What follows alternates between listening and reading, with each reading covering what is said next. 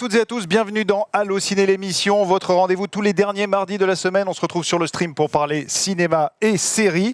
Et aujourd'hui, on vous propose une émission un petit peu spéciale, puisqu'en ce dernier mardi de la semaine, il ne vous aura pas échappé que ça tombe juste quelques jours avant le 8 mars, qui est donc la journée mondiale des droits des femmes, et quelques jours après une cérémonie des Césars qui a été au choix douloureuse, joyeuse, atterrante, surprenante, écœurante, réjouissante. Vous verrez les mentions inutiles. Nous avons donc décidé de consacrer une grande partie de cette émission à un échange sur la place des femmes sur nos écrans, sur la place des femmes au sein des gens qui fabriquent les images qu'on voit sur nos écrans et sur la place des femmes qui commentent les images qu'on voit sur nos écrans. Donc en gros, la place des femmes dans le cinéma, ce qui poursuit une thématique qu'on avait abordée il y a quelques semaines, souvenez-vous, en parlant du film Tout peut changer. On pense que c'est un débat qui est important, qui est passionnant, qui est un débat du moment, de maintenant, et il en sortira forcément des choses intéressantes, que vous soyez d'accord ou non avec ce qui va se dire en plateau. En plateau, justement, nous avons le plaisir de recevoir Iris Bray. Bonjour. Bonjour.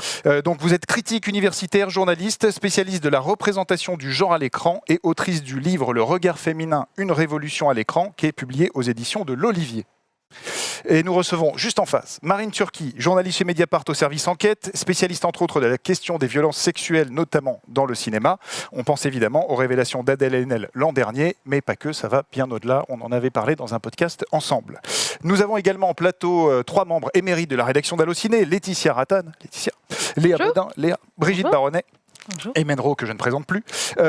Précisons que le débat que nous aurons d'ici une trentaine de minutes après avoir débriefé les Césars sera par la suite podcasté au-delà du replay que vous verrez sur YouTube et qui sera donc mené par Brigitte. On switchera de place à ce moment-là puisque Brigitte est la responsable et la voix des podcasts Allo Ciné et à l'initiative de ce beau plateau et de cette belle rencontre. Donc je lui laisserai ma place avec grand plaisir. Et pour ma part, vous vous dites qu'est-ce qu'il va faire le gars ? Eh ben en fait, il va être votre voix, voilà, parce que vous nous avez souvent fait remarquer que ça manquait parfois de contradicteurs en plateau. Eh ben c'est vous qui allez jouer les contradicteurs. Donc moi j'aurai les yeux sur le chat et je me ferai le relais de vos messages, de vos commentaires, de vos questions aussi, à condition que nous restions évidemment dans la cordialité. On peut ne pas être d'accord, mais on peut se le dire dans les formes. Je compte sur vous, bien évidemment. Et pour terminer, je sais que le sujet va entraîner beaucoup évidemment donc de questions, de posts et tout ça. Si le chat devient fou et que je loupe certains de vos messages, n'hésitez pas à les reposter. Comme ça, ils viendront à ma connaissance. Introduction un petit peu longue, désolé, mais c'était pour poser le cadre de tout ce que nous allons dire dans les 2 heures qui viennent. On passe tout de suite au débrief des Césars.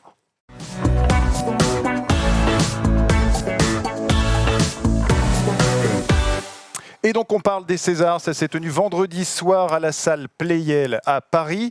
Alors de cette soirée, on aurait aimé retenir la joie de l'équipe des Misérables. Une photo va s'afficher normalement, vous allez voir, ça va être. J'ai préparé ça va faire un très beau diapo photo. Donc on aurait aimé retrouver, en tout cas, voilà, retenir cette image de Ladjili et son équipe. La joie de l'équipe de Papicha, Mounia Medour et Lina Koudry, voilà, qui est un film qu'on soutient depuis le mois de mai dernier. On aurait aimé retenir cette belle image de Roche Dizem et Anaïs de Moustier, Roche Dizem, voilà, côté sacré meilleure acteur pour Roubaix une lumière. Anaïs de Moustier pour Alice et le maire, sacrée meilleure actrice. Le très beau discours de Swan Arlo. La complicité de Nicolas Bedos et Fanny Ardant. Le triomphe de J'ai perdu mon corps, très beau film d'animation qui a reçu 2 Césars. La photographie sublime de Claire Maton pour Portrait de la jeune fille en feu. On aurait aimé retenir, et on les a quand même retenus, voilà, les discours de Sandrine Kiberlin, de Florence Foresti, d'Aïssa Maïga. Et on aurait aimé retenir, voilà, ce sourire qu'il y avait avant la cérémonie de l'équipe de Portrait de la jeune fille en feu. Mais au final, est-ce qu'on aura retenu, est-ce que tout le monde aura retenu, est-ce que l'histoire des Césars du cinéma français aura retenu ? C'est ça, c'est le César de la honte, qui est un hashtag que vous avez vu fleurir depuis vendredi. Ce post de Florence Foresti sur Instagram, écœuré, en un mot qui veut tout dire. Et puis évidemment cette image qui a fait le tour du monde d'Adèle Haenel, quittant la salle, et qui est donc une image très forte et très courageuse et qu'on va évidemment commenter ensemble. Chacun et chacune, vous avez vécu la soirée de plein de points de vue différents. Laetitia et Brigitte, vous étiez dans les coulisses de la soirée des Césars. Marine, tu étais dans la salle directement. Iris, tu étais avec le collectif 50-50, donc tu l'as vu à la télé, mais dans un cadre un peu particulier. Vous l'avez vu chez vous, j'imagine, voilà. Donc, chez des amis, donc, du coup, sur un canapé. Ça donne plein de points de vue sur cette soirée. Comment vous l'avez vécu ? Et peut-être nos 2 invités d'abord, depuis la salle. Comment on vit ce moment ? Alors moi, c'est la première fois que j'allais assister à la cérémonie des Césars. Je ne suis pas rubricaire de cinéma, donc j'avais un regard un peu nouveau. Et c'est vrai que j'ai senti une salle très clivée. posée et une ambiance très spéciale au moment de l'annonce du prix de la meilleure réalisation pour Roman Polanski. C'est-à-dire qu'il y a eu un moment de flottement, il y a eu quelques huées dans la salle au fond, mais très peu, et des applaudissements, et il ne s'est rien passé. Et je crois que c'est ça aussi qui a sidéré l'équipe de Portrait de la jeune fille en feu, notamment, et Adèle Haenel, et qui entraîne aussi leur départ, c'est qu'il ne se passe rien. Et à un moment donné, il faut marquer le fait que on fait silence sur des accusations qui visent Roman Polanski, des accusations qui sont multiples. Et donc, c'est ce qui a entraîné leur départ. Mais moi, personnellement, j'ai été sidérée de ce moment-là, en fait. Et je crois beaucoup de gens, y compris des journalistes, y compris dans la salle de presse. Je pense qu'on savait qu'il allait se passer sans doute quelque chose de marquant. Je pense que personne n'a imaginé quand même ce qui s'est passé ce soir-là. Autant ce prix, dans ces conditions-là, le manque de réaction de la salle, et puis le départ de toute l'équipe de Portrait de la jeune fille en feu. Alors, c'est pas juste Adèle Haenel, c'est toute l'équipe. Donc c'est une rangée qui s'est vidée. Il y a d'autres gens qui sont partis. Il y a Issa Maga qui est partie. Laïla Slimani a dit qu'elle était partie aussi. Il y a d'autres gens comme Sarah Foissier qui ont dit qu'ils étaient tellement scotchés, tellement cloués à leur siège qu'ils ont réagi après coup en se disant qu'ils auraient dû quitter la salle. Parce que c'est pas toujours évident de quitter la salle sur le coup. Ça se passe très vite en réalité. On est après 2 heures et demie de cérémonie. On est tous un peu endormis. Et voilà. Donc moi j'ai été quand même fascinée, sidérée par cette salle coupée en deux, et puis aussi les rassemblements qu'il y avait devant la salle, à 2 mètres du tapis rouge. Il y avait des féministes qui se faisaient interpeller, il y avait des nuages de lacrymogènes, et puis il y avait tous les invités qui rentraient en robe de soirée, en smoking, et qui n'avaient pas du tout l'air concernés par ce qui se passait, parce que je crois que ce qui s'est joué vendredi, c'est bien au-delà de l'attribution des Césars. Ça concerne le cinéma français, bien sûr, mais aussi le manque de diversité, de parité, notamment dans ce milieu, les violences sexuelles, et tout un tas de débats, et aussi le fonctionnement lui-même, évidemment, des Césars, qui a été dénoncé comme étant très opaque. Il y avait tout ça, et on avait l'impression que dans le cocktail des Césars, dans la salle, ça intéressait pas beaucoup de gens. Après, je suis pas dans la tête des 2000 invités, encore une fois, mais j'ai senti une salle assez apathique, assez affigée, et pas tellement heurtée par ce qui se passait. Du côté du collectif 50-50, on pourrait expliquer en une phrase ce qu'est ce collectif? C'est un collectif qui se bat pour qu'il y ait plus d'égalité dans le monde du cinéma. Donc forcément, c'est un public un peu plus engagé et plus concerné, je pense, par ces questions-là, parce qu'on se bat toute l'année pour parler des violences, des discriminations et réfléchir à la question du genre dans l'industrie. Moi, j'ai trouvé que l'ambiance était plutôt vraiment joyeuse jusqu'à ce que ce visage de Roman Polanski envahisse l'écran. Et là, il y a eu un moment de sidération et de froid. Et moi, j'ai ressenti une grande blessure à ce moment-là. Mais pour revenir à ce que vous disiez en début d'émission, en disant on aurait aimé retenir toutes les autres images, je ne suis pas totalement d'accord avec vous. Je pense que c'est très joyeux qu'on retienne l'image d'Adèle Haenel.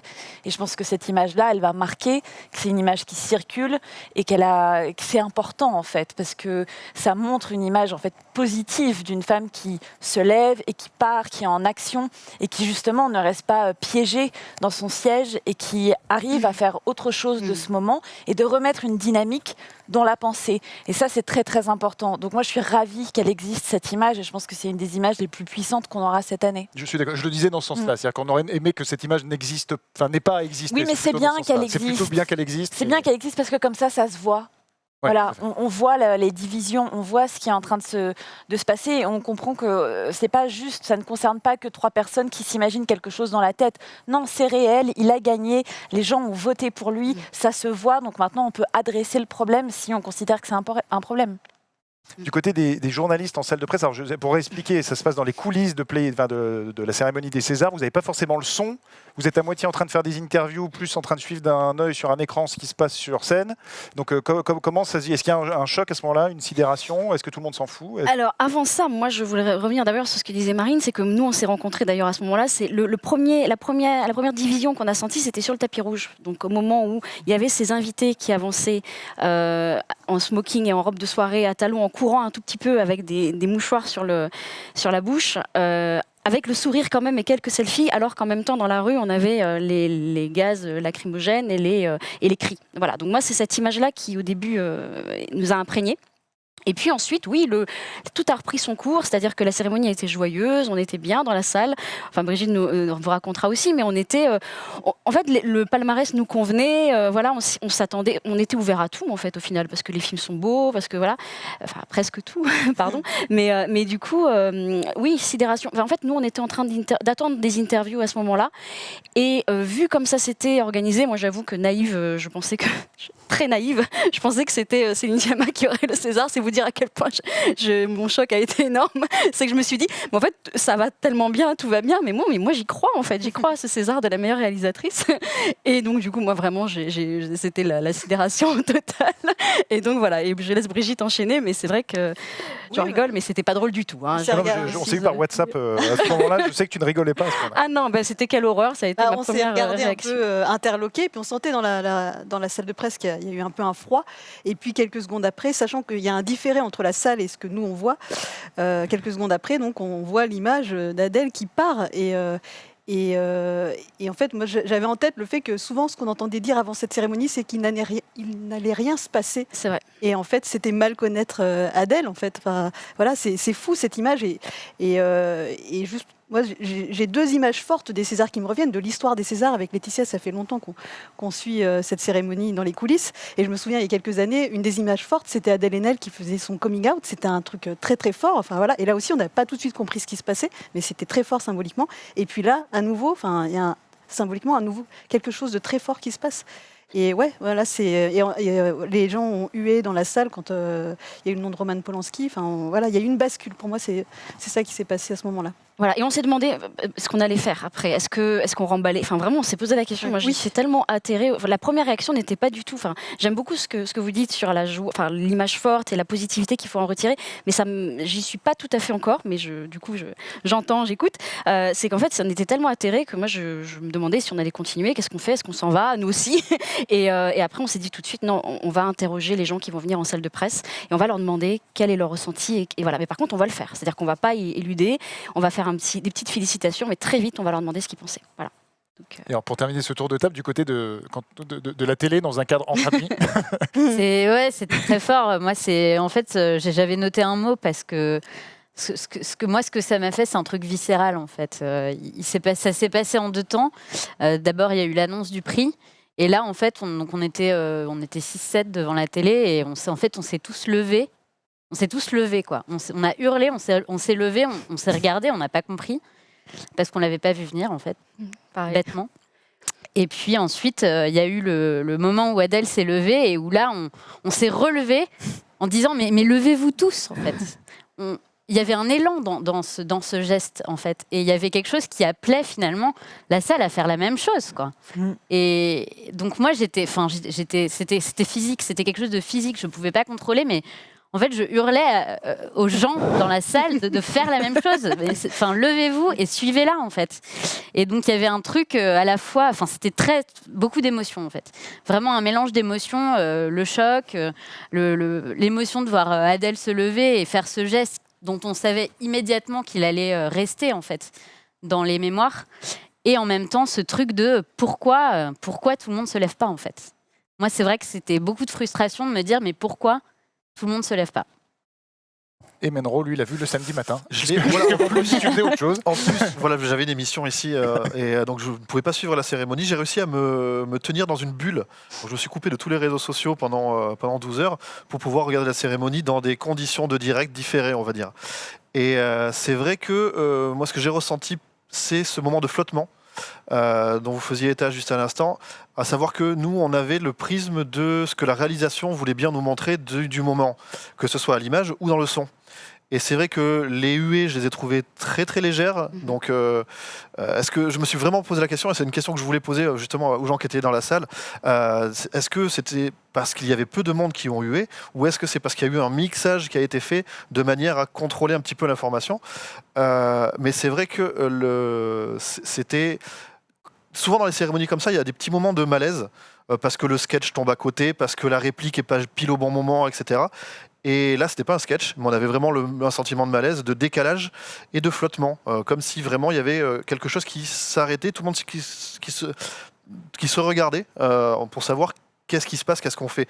Genre, on est sorti du script, au secours. Moi, c'est ce que j'ai ressenti. Et jusqu'au moment où effectivement l'équipe du film du Portrait de la jeune fille en fleurs se lève et où ça y est, il y a une décision qui a été prise, il y a quelque chose, et là, à partir de là, on peut reconstruire une histoire et enchaîner sur quelque chose. Et on a vu qu'il y a eu des choix qui ont été faits de part et d'autre. Donc voilà, le prisme que moi, derrière mon canapé, j'avais, devant mon canapé. Alors, je précise, parce que le chat, évidemment, Je vois un petit peu, parce que j'essaie aussi de suivre ce qui se passe en plateau, mais c'est Sharp, et c'est un peu le cas sur Twitter, fallait-il que le cinéma français juge ou pas, machin, est-ce que c'est la justice? Je vais redire ce que j'ai dit la semaine dernière, ce qu'on a dit dans un podcast, le cinéma français n'est pas là pour juger, ce n'était pas un prétoire, mais on peut décider de ne pas célébrer. C'est autre chose. Et les gens, par leur vote, décident de célébrer, notamment de remettre 2 prix personnels à Roman Polanski, qui, par ce biais, ça n'a pas forcément été trop dit, mais devient la personne la plus césarisée de l'histoire. Donc ça raconte quelque chose aussi sur le cinéma français. Ce qu'il faut souligner, c'est que là, il n'est pas question de censurer les films de Roman Polanski. Exactement. Il est question de décider ou pas, déjà, de vouloir voir ces films. Chacun est libre de décider d'aller les voir ou pas. Et deuxièmement, comme vous dites, de célébrer, d'honorer un homme. Là, quand on remet sur les 3 Césars qu'a eu J'accuse, il y en a 2 qui sont remis directement à Roman Polanski, et notamment la meilleure réalisation. C'est un prix prestigieux.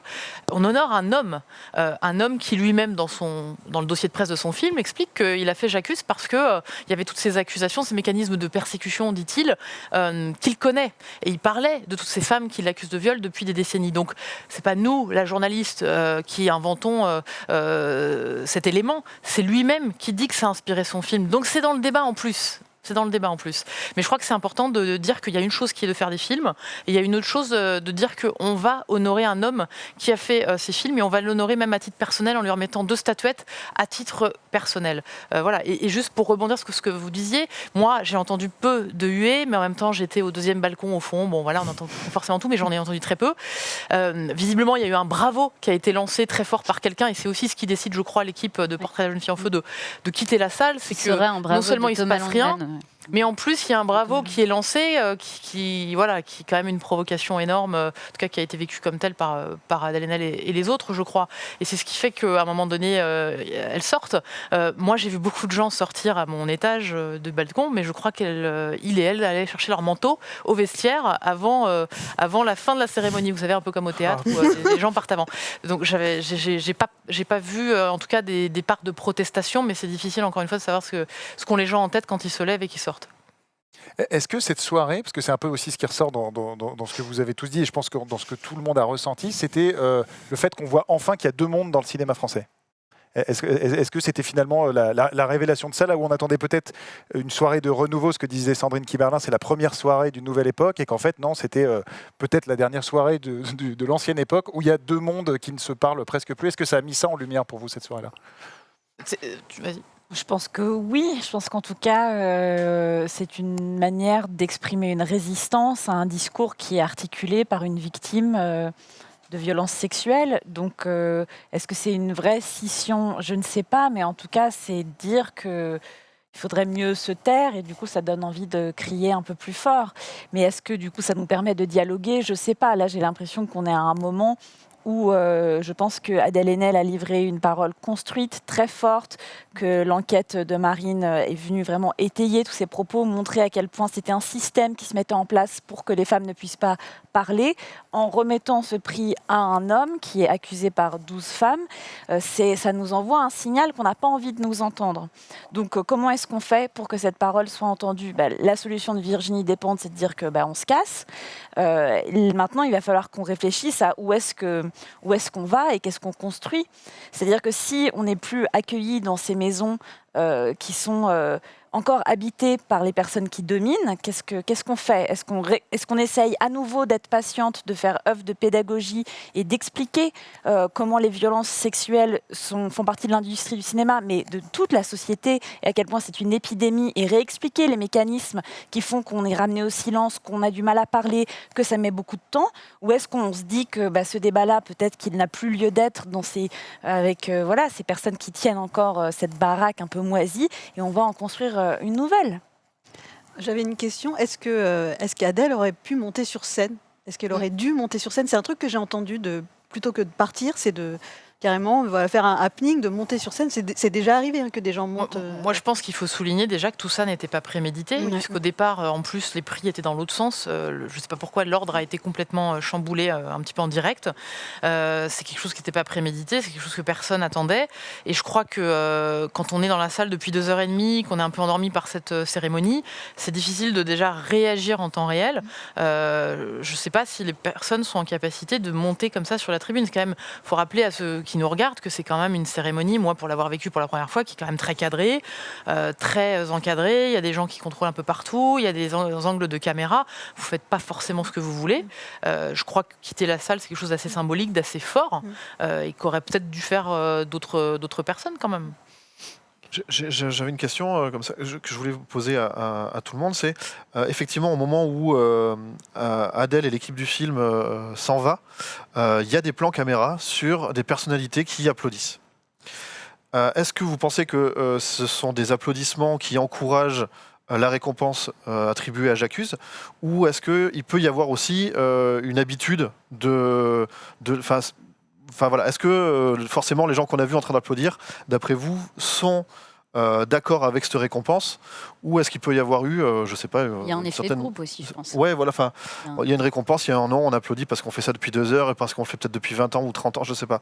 C'est une vraie question C'est difficile de voir ce qu'il y a dans la tête des gens quand ils applaudissent. Moi, j'avais dans ma rangée certaines personnes qui étaient très bruyantes dans les applaudissements pour Polanski, d'autres au contraire qui avaient choisi de ne pas applaudir quand le nom le nom de Polanski ou le nom du film J'accuse était prononcé. Là-dessus, c'est impossible à dire. Je ne sais pas s'il y a un écart entre ce qui a été montré à l'antenne, puisque j'ai pas regardé, j'étais dans la salle, et ce qu'il y avait dans la salle. En tout cas, ce qui est sûr, c'est que moi, j'ai ressenti un moment de flottement. Il se passe quelques secondes où l'équipe du film Portrait de la jeune fille en feu réfléchit à mais il ne se passe rien, constate, attend. Je crois que tout le monde attendait que quelque chose se passe, que je sais pas, peut-être qu'il y a des militantes qui investissent la salle et qui protestent, qu'il y ait des gens qui se lèvent, qui disent quelque chose, ou qu'il y ait des huées plus fortes. Il n'y a rien eu de tout ça. Il y a eu visiblement quelqu'un qui a crié bravo, et il y a un départ. Mais ce qui m'intéresse, c'est surtout la suite, c'est que cette image elle est devenue iconique. Elle circule en dessin, en peinture, elle circule sur tous les réseaux sociaux, et pas seulement en France. Il faut dire qu'il y a eu des réactions assez rapides aux États-Unis. Il y a eu Time's Up, il y a eu Rose McGowan, Rosanna Arquette, ouais, voilà. Il y a eu beaucoup de réactions, parfois plus rapides d'ailleurs que dans le monde du cinéma français.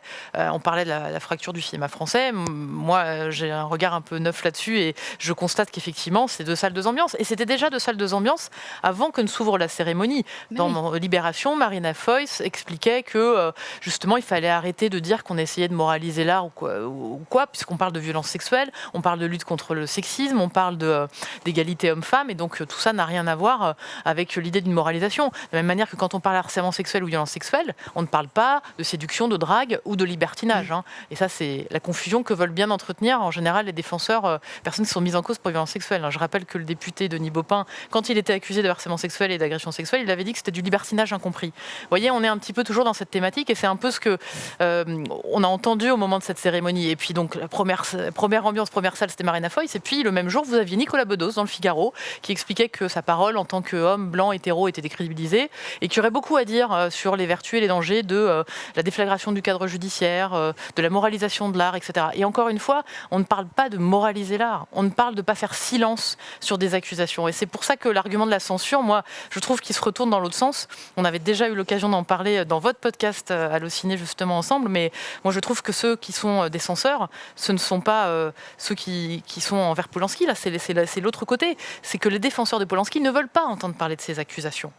L'équipe du film, je le rappelle, a tenté quand même de censurer des questions sur cette affaire au moment de la promo du film. Donc il faut le dire que la liberté d'expression, et Adèle Haenel l'a rappelé dans Mediapart il y a quelques jours justement après la cérémonie, la liberté d'expression que disent défendre les soutiens ou les défenseurs de Roman Polanski, en réalité, elle vise à faire taire certains récits, certains discours, notamment par exemple le récit de Valentine Monnier qui accuse Roman Polanski de viol, qu'il a accusé de viol au mois de novembre dans Le Parisien. Donc je pense que cet argument de la censure, il faut bien regarder qui il vise et dans quel sens. Moi, ce qui me gêne, je suis comme ce que tu disais tout à l'heure, Yoann, c'est que par rapport aux réactions du chat ou par rapport aux réactions qu'on peut avoir sur les réseaux sociaux, c'est vraiment ce côté-là, c'est le renversement de la situation et d'oublier vraiment que Polanski lui-même ne sépare jamais l'homme de l'artiste qu'il est, puisqu'il le dit dans le dossier de presse, voilà, ça m'a inspiré, ma vie a inspiré ce film, donc il ne sépare pas l'homme de l'artiste qu'il est.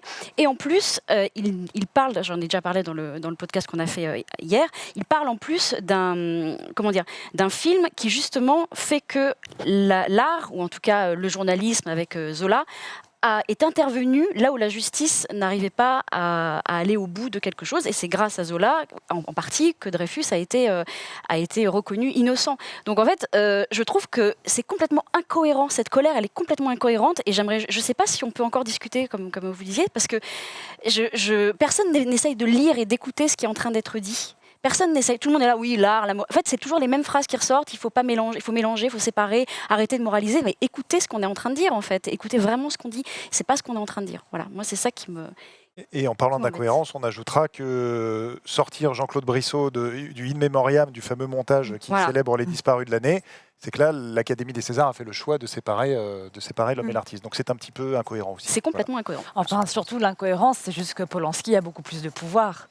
Et que c'est toujours les mêmes hommes qui sont protégés. C'est ceux qui ont le pouvoir et qui ont l'argent et qui dominent. Parce que les agresseurs comme Brissot, qui ont beaucoup moins de pouvoir, eux, on enlève leur visage. Eux, ils sont effacés. Mais attention, ceux qui ramènent de l'argent, ceux qui sont en position de pouvoir asseoir ce qu'ils ont envie de dire, là, eux, on ne les touche pas. Donc c'est vraiment une question de domination, tout ça. Et ce que dit Virginie Despentes dans son, dans son papier, elle le dit très bien. Pour terminer, avant de passer donc à notre grande table ronde autour de la place des femmes dans le cinéma en général, juste une remarque, on va dire, pour quand même repositiver tout ça, au-delà de la belle image d'Adèle Haenel, et je vous rejoins, ça restera une grande image.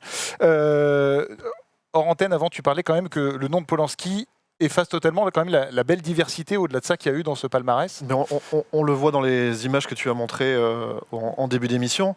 On a meilleur acteur pour Roche Dizem, on a le nouvel exploit féminin, donc Lina Coudry, qui est récompensée. On a comme ça tout pareil, meilleur premier film. Enfin, il y a tout un tas de récompenses comme ça qui encouragent une certaine diversité qui jusque-là était plutôt ignorée.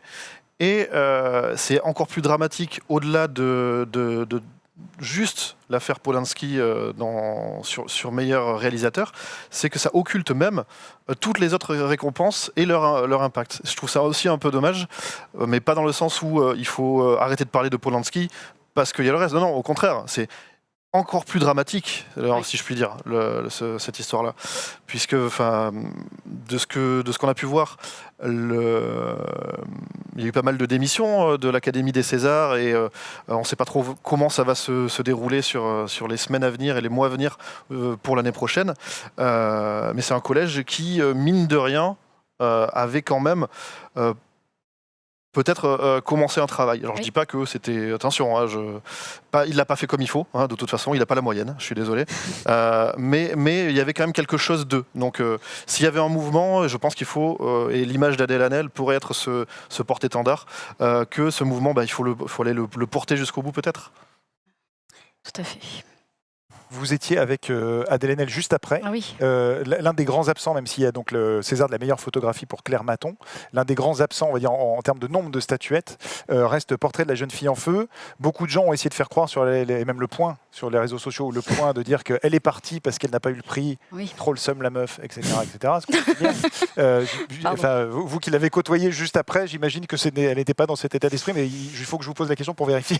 Alors moi je peux pas parler en son nom et elle s'est exprimée longuement dans Mediapart dans un article qu'on a publié le lendemain avec une réaction un peu plus à froid et longue dans laquelle elle explique que justement ils voulaient séparer l'homme et l'artiste et qu'ils ont surtout séparé les artistes du monde parce que au-delà de la question des violences sexuelles, comme elle l'explique Adèle Haenel, il y a les violences policières qui s'intensifient, il y a l'hôpital qui se délite, il y a le manque de parité, de diversité dans ce milieu du cinéma. Il y avait beaucoup de choses à dire dans les discours et que on a surtout vu des remerciements un peu plats et des discours qui, à l'exception de Swan Arlo, d'Aïssa Maga, de Papicha, ont été quand même assez plats.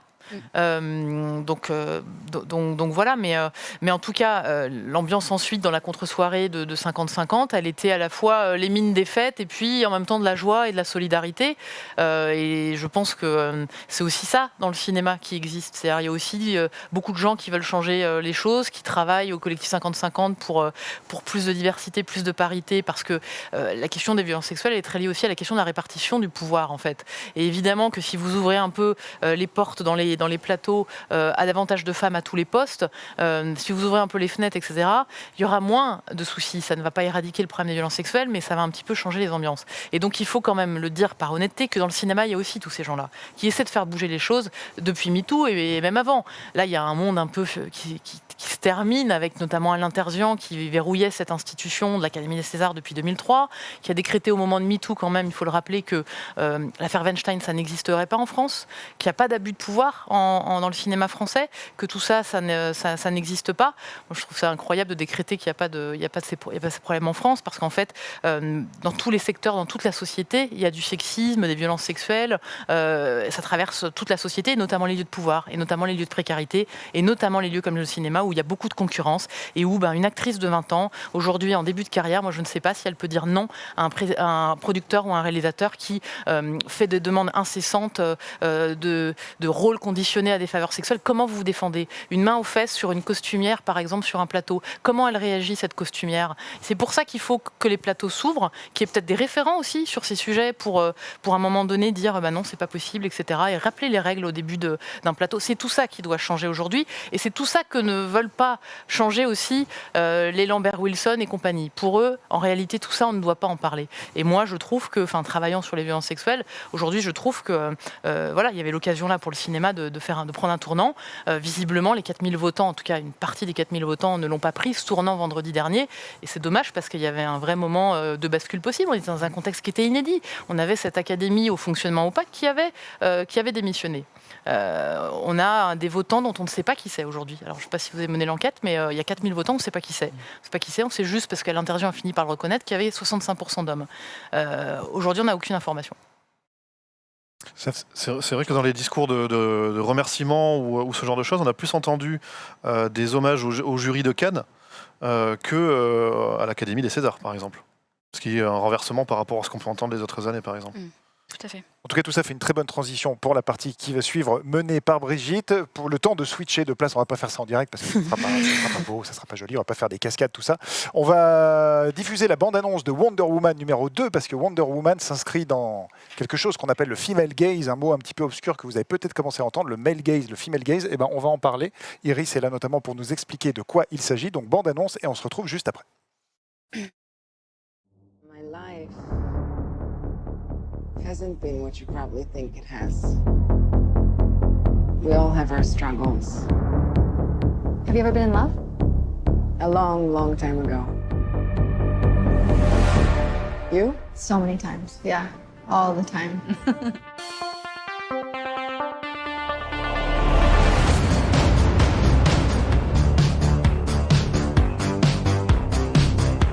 Welcome to the future. Life is good, but it can be better. And why shouldn't it be? All you need is to want it.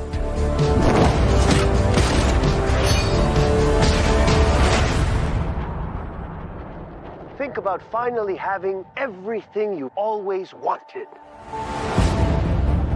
I can save today, but you can save the world. Steve. Diana.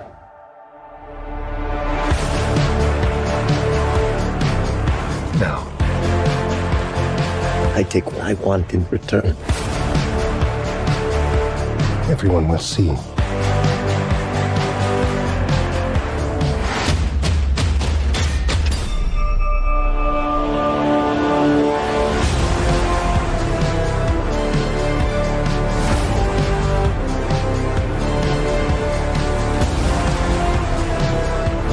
The world needs you.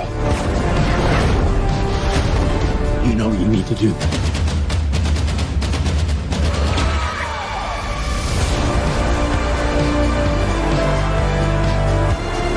Nothing good is born from lies. And greatness is not what you think.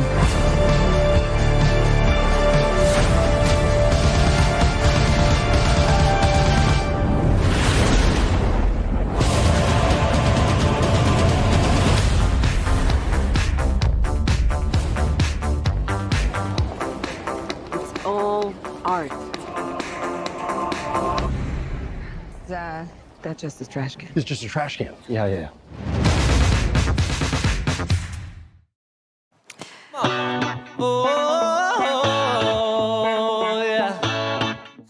Wonder Woman 1984, ça sort le 3 juin prochain et c'est l'un des blockbusters les plus attendus de l'été. Film réalisé à nouveau par Patty Jenkins avec toujours Gal Gadot.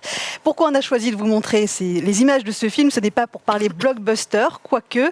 Non, c'est pour illustrer donc ce qu'on appelle le female gaze, dont il va être question dans le stream là, pendant un peu plus d'1 heure. Quelle place pour les femmes à l'écran? Quel regard porte-t-on sur elles? Et une autre question directement liée, quelle place pour les femmes dans le monde du cinéma, qu'elles soient réalisatrices, scénaristes, productrices, actrices, techniciennes? Quelle place pour les femmes dans le milieu de la critique cinéma, série, réputé très masculin? La critique doit-elle être paritaire? Plein de questions que l'on va se poser avec vous. Donc vous êtes toujours en plateau, Iris Bray et Marine Turki. Donc c'est à la faveur de la Journée internationale des droits des femmes ce dimanche 8 mars. Mais bon, c'est un prétexte. Ça faisait très longtemps qu'on avait envie de faire cette émission. Alors je rappelle Iris Bray, vous êtes autrice, critique et universitaire, spécialiste de la question du genre et de ses représentations. Et Marine Turki, journaliste à Mediapart au service enquête, spécialiste des affaires de violences sexuelles et sexistes. Et c'est vous qui avez sorti le témoignage d'Adèle Haenel début novembre. Donc cette émission, on va donc parler de female gaze, ce premier point que nous allons aborder. S'il fallait le traduire simplement, c'est le regard féminin, plus précisément un regard qui donne le partage de l'expérience d'une héroïne avec les spectateurs et spectatrices. C'est une notion qu'on a vu fleurir particulièrement ces derniers jours dans les journaux avec la sortie de votre livre, Le regard féminin, une révolution à l'écran. Et donc c'est toi, Laetitia, qui a lu le livre. Je vais te laisser la parole pour dire en quoi il est important, utile et en quoi il change aussi notre regard sur les œuvres. Alors, important, utile, vous allez le dire mieux que moi, je pense. Mais moi, ce que je voudrais un petit peu, c'est résumer un petit peu les deux notions fortes et que vous développez dans votre livre et vous insistez là-dessus. Deux notions qui ne s'opposent pas, mais qui apportent toutes deux un point de vue différent. Donc, je vais les définir brièvement avant de vous laisser nous en dire davantage, bien évidemment. Donc, la première notion, et tu l'as citée, Brigitte, est celle de male gaze, ou regard masculin. Donc, c'est une notion théorisée par la critique britannique Laura Mulvey en 1975, donc ça date un petit peu, et on y reviendra, et qui désigne un regard qui objective le corps des femmes, un regard qui les filme et nous donne du plaisir en les filmant comme des objets sexuels. Un regard qui a renforcé une vision de la femme comme objet, une vision de la femme que l'on regarde, que l'on prend, que l'on désire.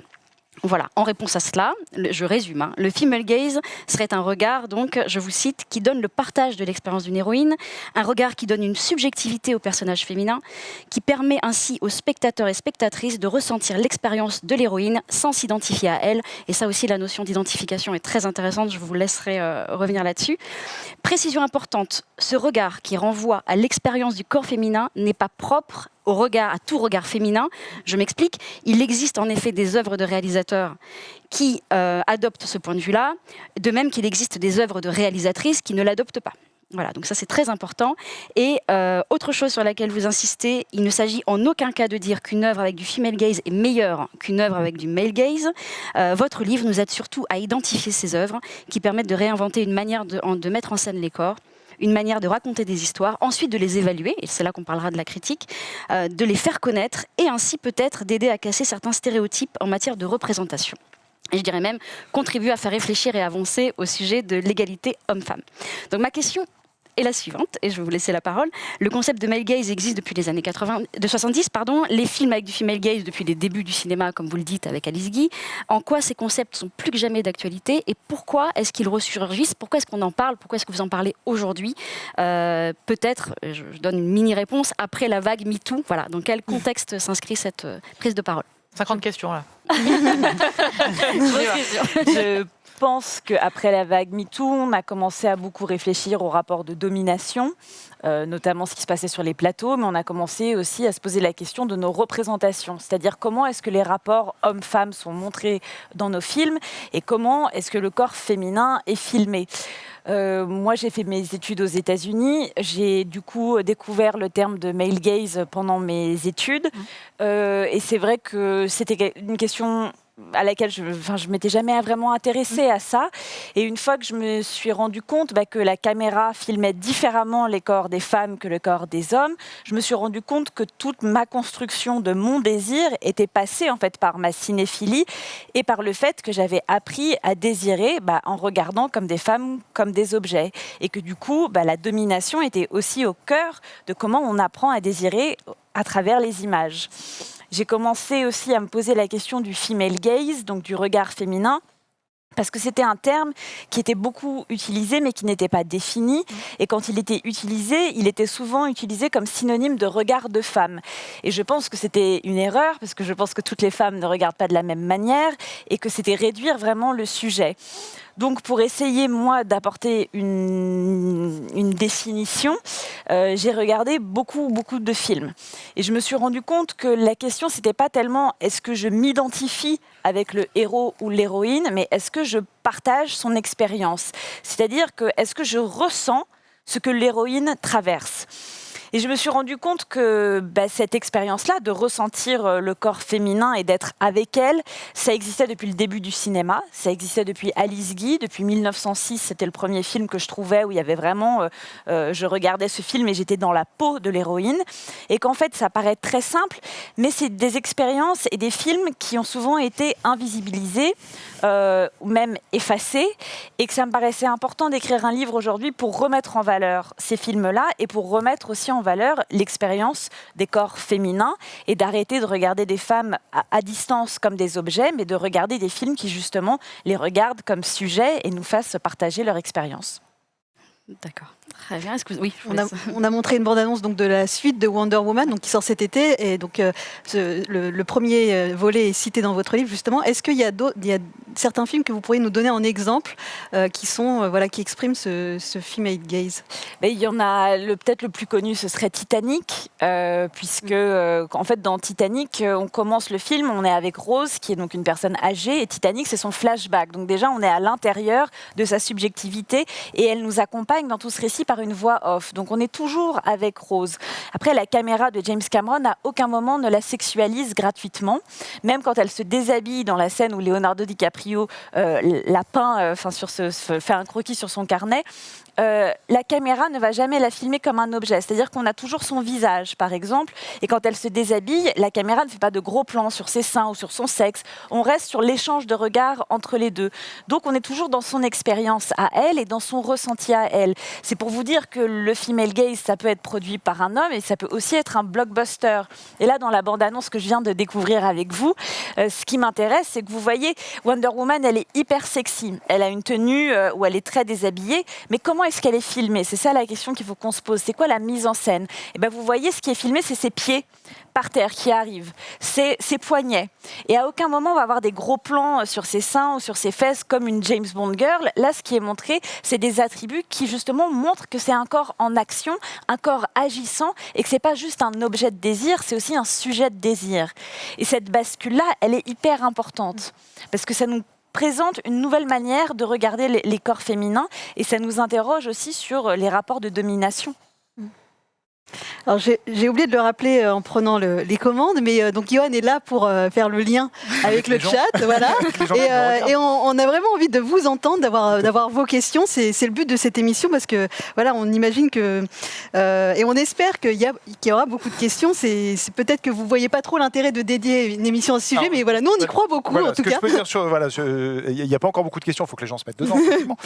Non, mais on a quand même des messages de soutien. Je pense à Twitch, Assel ou Maïsaki. J'espère que j'écorche pas les pseudos, voilà, qui disent Go Brigitte, t'es la boss. Voilà, ça doit être un ami là. Non, mais c'est très bien. Non, mais voilà, ou des gens qui disent ça apporte du neuf sur Twitch et tout ça, c'est très bien. North qui me plaint de devoir lire le chat. Ben non, justement, s'il y a des choses intéressantes qui vont y venir, ne me plaignez pas. Et pour terminer, c'est GTBXI qui nous dit c'est un peu dommage en plateau d'avoir que des gens d'accord. C'est justement pour ça qu'on a voulu mettre le chat en avant. Donc n'hésitez pas à nous envoyer vos questions et vos remarques. Vous avez le droit de ne pas être d'accord avec nous tant que c'est cordial. Vraiment profitez-en parce qu'on n'avait pas assez de place pour inviter plus de monde malheureusement, mais c'est vrai qu'on s'est dit que le chat ferait l'office pour faire apporter le contradictoire, on va dire. J'avais une autre question. Est-ce qu'il existe des films réalisés par des femmes qui produisent du male gaze? Plein. Bien sûr, parce que le male gaze, c'est souvent, ça fait partie ce qu'on appelle un inconscient patriarcal. Donc ça veut dire que toutes les images qui sont arrivées jusqu'à nous et qui mettent en place ce regard masculin, évidemment, les cinéastes sont souvent des cinéphiles et donc sont aussi le produit des images qu'ils ont reçues et des codes qu'ils ont reçus. Donc le female gaze, il faut quand même réfléchir au code de mise en scène et de narration et décider de raconter les choses autrement ou de les filmer autrement, parce que le regard majoritaire, c'est pas un regard neutre, c'est un regard masculin. Donc c'est une démarche souvent consciente de la part des réalisateurs ou des réalisatrices de réinventer les codes cinématographiques pour montrer le corps des femmes différemment. Mais il y a beaucoup de femmes qui ont déjà pas envie de réfléchir à ces questions, et c'est totalement possible de ne jamais y réfléchir, qui ont aussi envie de reproduire ces codes de domination, et ça c'est aussi entendable. C'est-à-dire que l'idée de mon livre, c'est pas de dire il y a des bons films ou des mauvais films et il n'y a qu'une seule manière de filmer le corps des femmes. Je ne retire rien aux films qui produisent du male gaze. Il y en a plein de films, même que j'aime, qui produisent du male gaze. C'est juste de se dire ah bah tiens, il y a un nouveau corpus qui fait les choses différemment et ça peut nous enrichir de regarder ces films avec un nouveau regard. C'est comme si voilà, on enfilait des nouvelles lunettes et qu'on se disait bah tiens, j'enlève les lunettes et je vois le monde un peu différemment. C'est une expérience enrichissante et c'est pas censurer d'autres films ou dire qu'ils sont moins bien. Ce n'est que positif en fait. Il y a des questions qui reviennent, c'est est-ce qu'on peut juste, comment on écrit et comment définir, ce que veut dire male gaze, parce qu'il y a des gens qui l'écrivent de plein de façons différentes, qui font des recherches Alors, sur ça. ouais, donc male c'est comme masculin, M-A-L-E, et gaze c'est G-A-Z-E comme le regard en français. Voilà, donc regard masculin, regard féminin. Et il y avait une autre question, c'est, même si vous avez un peu répondu, c'est comment différencier les deux manières de filmer. Je prends peut-être moins un exemple bête, mais si Scorsese avait dû faire du female gaze sur Irishman, il aurait dû filmer comment ? Je ne sais pas si c'est possible. Mais est-ce qu'il faut forcément qu'il y ait une femme dans l'histoire pour faire du female gaze ? Moi, dans la définition que j'en donne, oui, parce que je pense qu'il faut remettre les expériences féminines en avant. Donc il faut qu'il y ait une héroïne qui ne soit pas regardée à distance, mais qu'on soit avec elle. Je vais vous donner un exemple concret. Dans James Bond, quand la James Bond Girl apparaît, par exemple Halle Berry qui sort de l'eau, on va voir James Bond qui la regarde avec j'allais dire des lunettes, mais non, des jumelles, ça s'appelle, des jumelles. Et le plan qu'on a, c'est on sait tout de suite qu'on la regarde à son insu. Donc elle ne sait pas qu'elle est filmée, qu'elle est regardée. Et la manière dont la caméra va nous montrer ça, c'est donc de faire un plan sur les jumelles, puis de nous la montrer qui sort de l'eau, et la caméra va épouser le regard de James Bond qui va aller de haut en bas et qui va donc détailler son corps comme si elle-même était un objet. Comment est-ce qu'on filmerait ça en female gaze ? Tout simplement, on serait du point de vue, par exemple, d'Halle Berry. On n'aurait pas des gros plans sur son corps dénudé, mais peut-être qu'on la verrait en train de marcher, que ça pourrait être un plan beaucoup plus large et que ça ne la sexualiserait pas. Donc c'est ça, en fait, l'idée. C'est à travers la mise en scène, on peut donner des impressions très différentes et on peut vous donner l'impression d'être avec quelqu'un ou de la regarder au loin à son insu.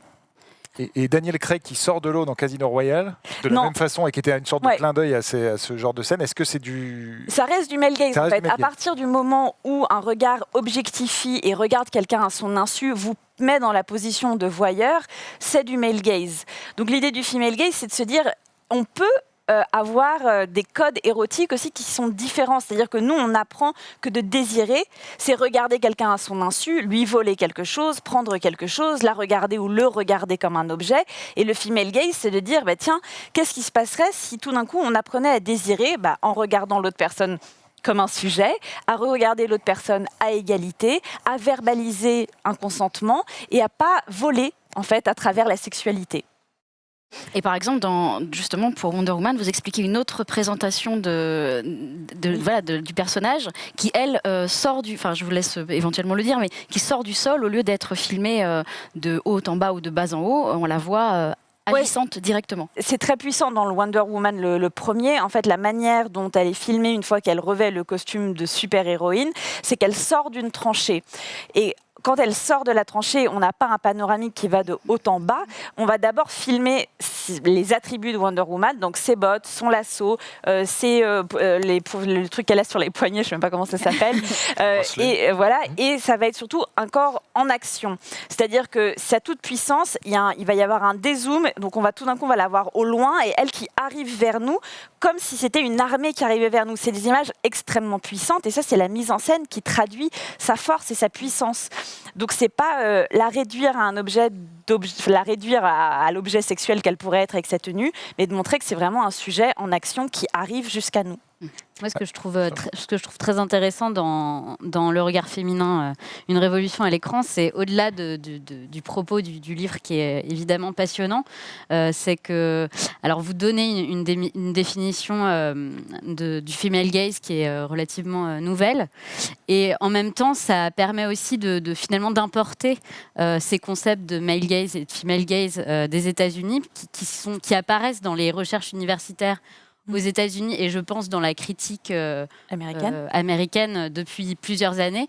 Et en France, c'est quelque chose tant du côté de l'université que du côté de la presse qui est relativement absent. On est quand même dans une culture de la critique 100% esthétique et qu'on a beaucoup de mal à lier avec d'autres éléments qui sont la politique, les gender studies et qui pour moi sont indissociables en fait.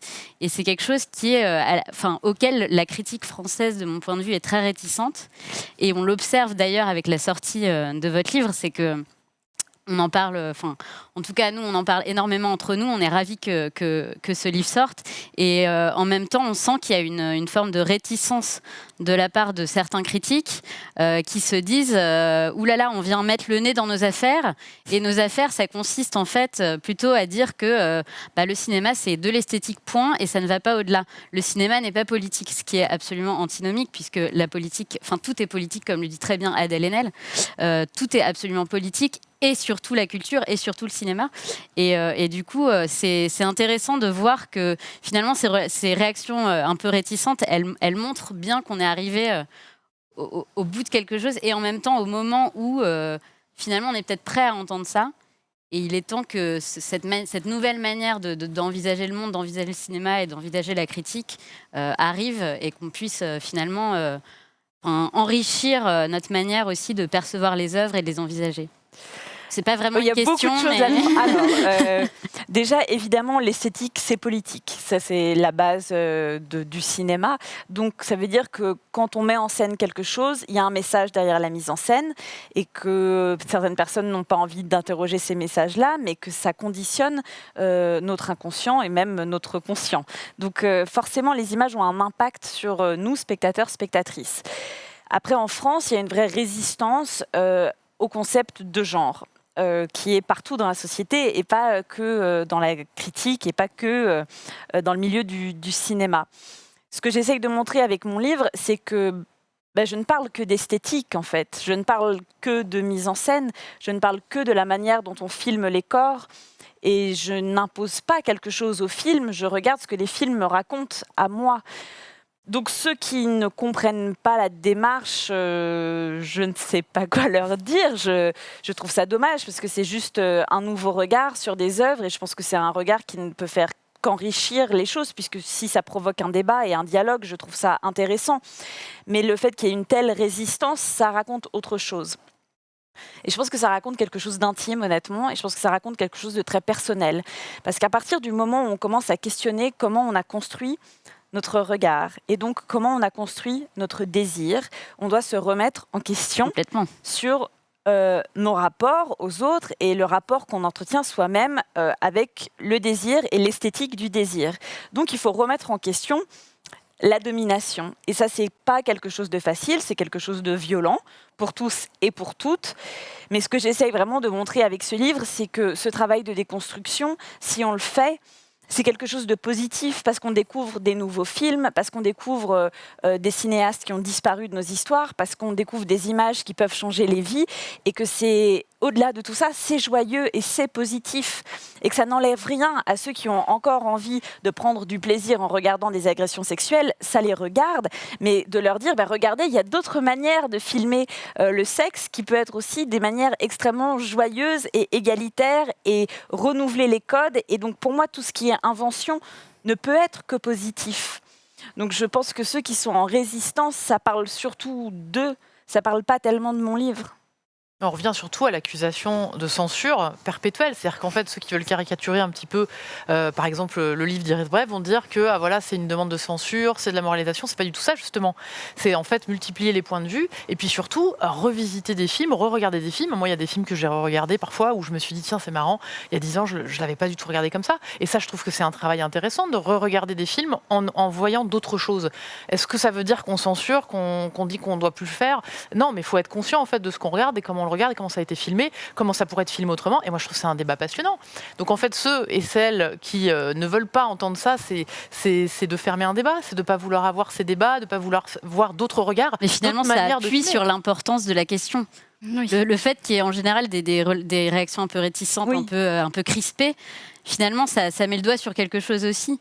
Et ça veut surtout dire qu'en tout cas, pour moi, la censure, elle vient de ces personnes-là et pas l'inverse. Et ça, c'est important de le dire parce qu'on entend toujours « Ah, mais vous voulez censurer, etc. » Et non, c'est exactement ce que je disais tout à l'heure. En plus, sur un autre sujet, là, on est sur le sujet de la critique et de la manière de filmer.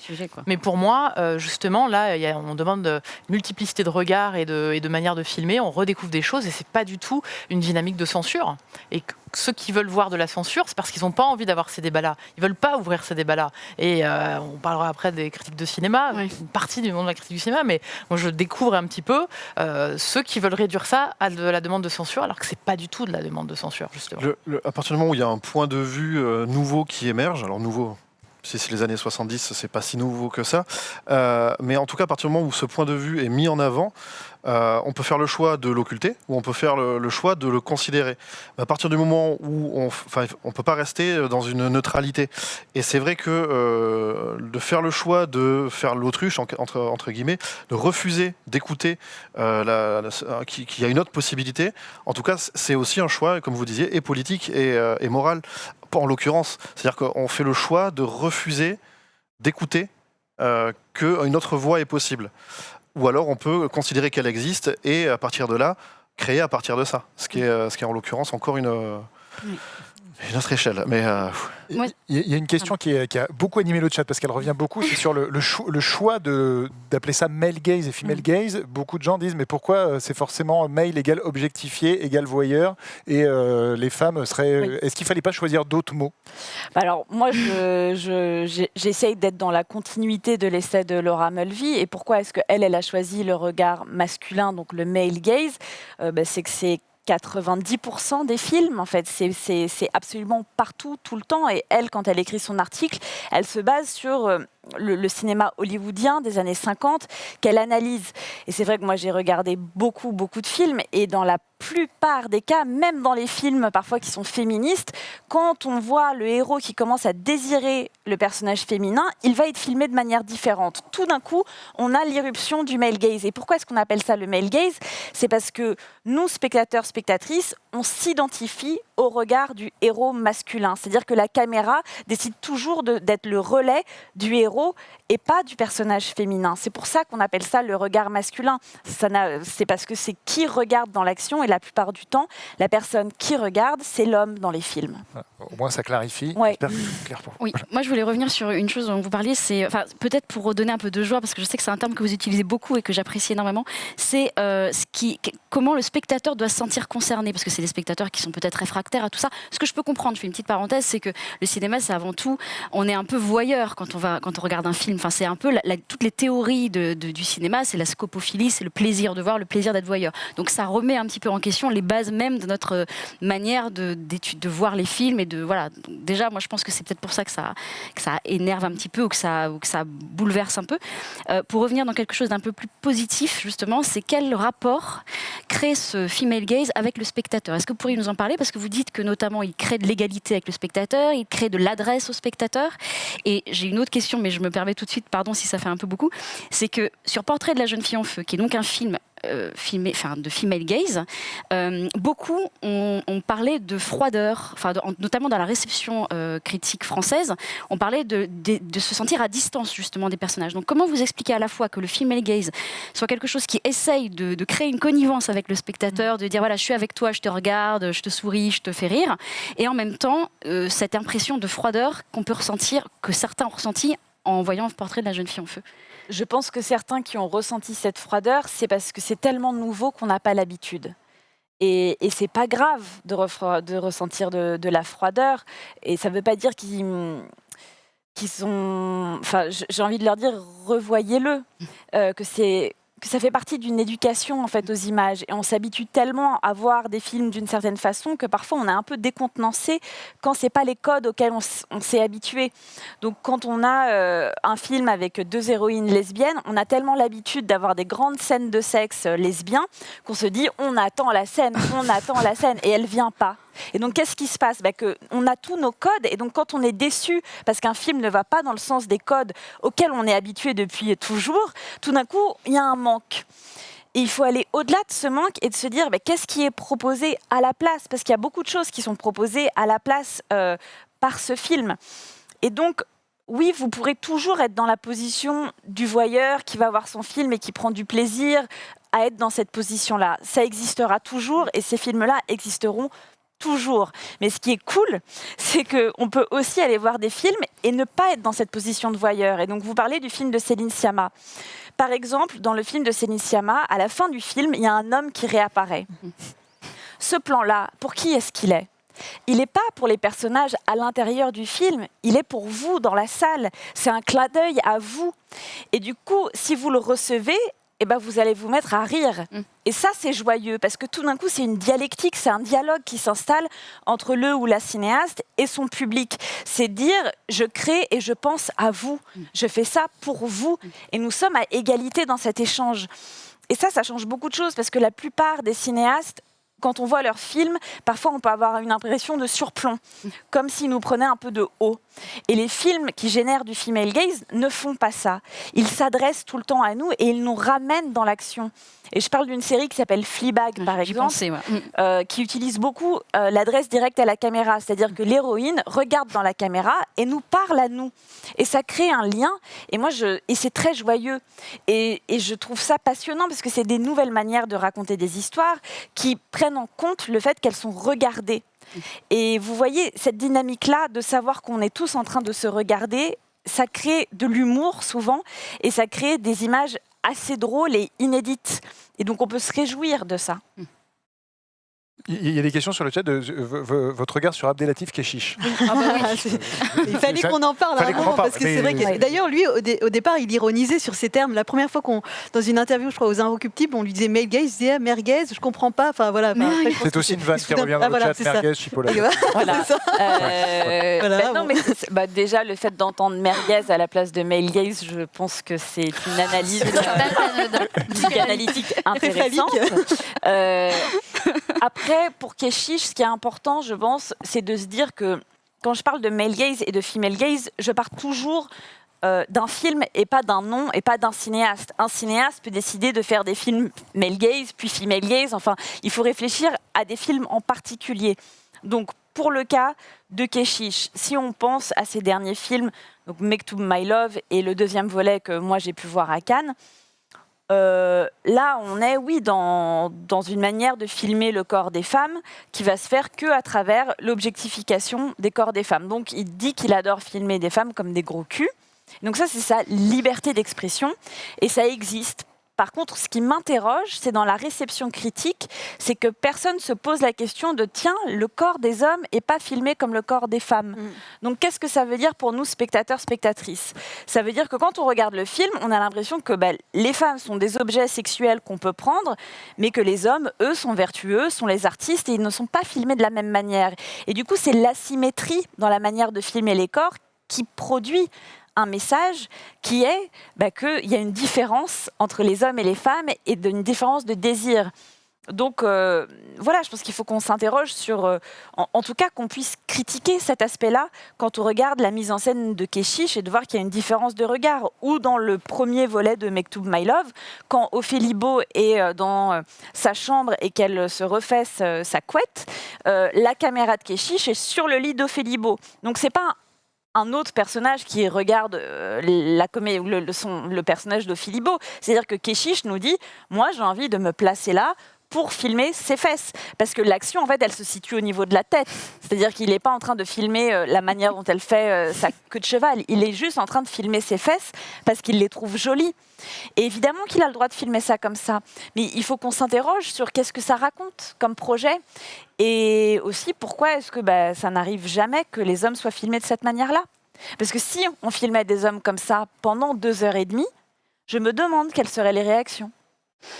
Tu ne peux pas ne pas réagir, Johan, en parlant de Brad Pitt. Parce que là, je forcément, peux pas on a filmé Brad Pitt de cette manière-là. Ah oui, dans Tarantino, dans Once Upon a Time l'an dernier, le fameux retirage. Oui, alors qu'on a tout apprécié, reconnaissons-le. Oui, et ça dure 30 secondes déjà. Donc je me demande, moi, ce qui se passerait si pendant 2h30, on voyait Brad Pitt en moule bite, qu'est-ce que ça produirait sur notre inconscient, sur notre imaginaire, sur la manière dont on parle aux hommes, qu'est-ce que ça produirait ? Ça m'intéresse pas tellement, en fait, de continuer à juste prendre du plaisir en objectifiant. C'est-à-dire que je pense que... Je donne cet exemple aussi dans le livre de Brad Pitt parce que ça arrive tellement rarement que pour des femmes qui ont un désir hétérosexuel, ça va être comme un clin d'œil et on se dit genre « Ah, c'est cool de voir ses abdos ». Et puis, ça participe à un imaginaire où Brad Pitt, il fait partie de notre cinéphilie depuis des années. Mais en fait, ça produit rien de nouveau et c'est ça qui est un peu triste. Vous voyez, c'est qu'on filme le désir toujours de la même manière. Un mec qui enlève sa chemise sur un toit, c'est-à-dire qu'on nous a appris que ça, c'était sexy. Mais en fait, c'est assez ridicule. Ça fait un peu pub Coca, on a vu ça dans les années 90. Ouais. Ça fait partie de code esthétique qu'on connaît depuis toujours. Et donc, c'est pour ça que nous, ça nous réveille. On se dit, ah tiens, c'est le moment érotique du film. Mais en fait, ça pourrait être plein d'autres choses si Tarantino voulait réfléchir à la manière dont il filme les corps. Je pense qu'on va devoir enchaîner sur la prochaine partie. Juste, donc je rappelle le titre du livre, enfin, on aura l'occasion d'en reparler sans doute. Donc, Le regard féminin, une révolution à l'écran aux éditions de l'Olivier. Et donc, on va parler de critiques.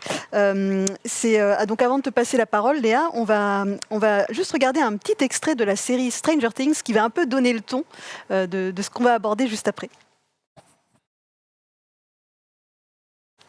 Extrait de Stranger Things. Hell of a headline, right? Hawkins rodents prefer poison. Nut job tells all. Guys, that's enough. I think this is big. Bigger than one article. In fact, I think this has got to be a book. The Mysterious Case of the Missing Fertilizer, a Nancy Drew mystery.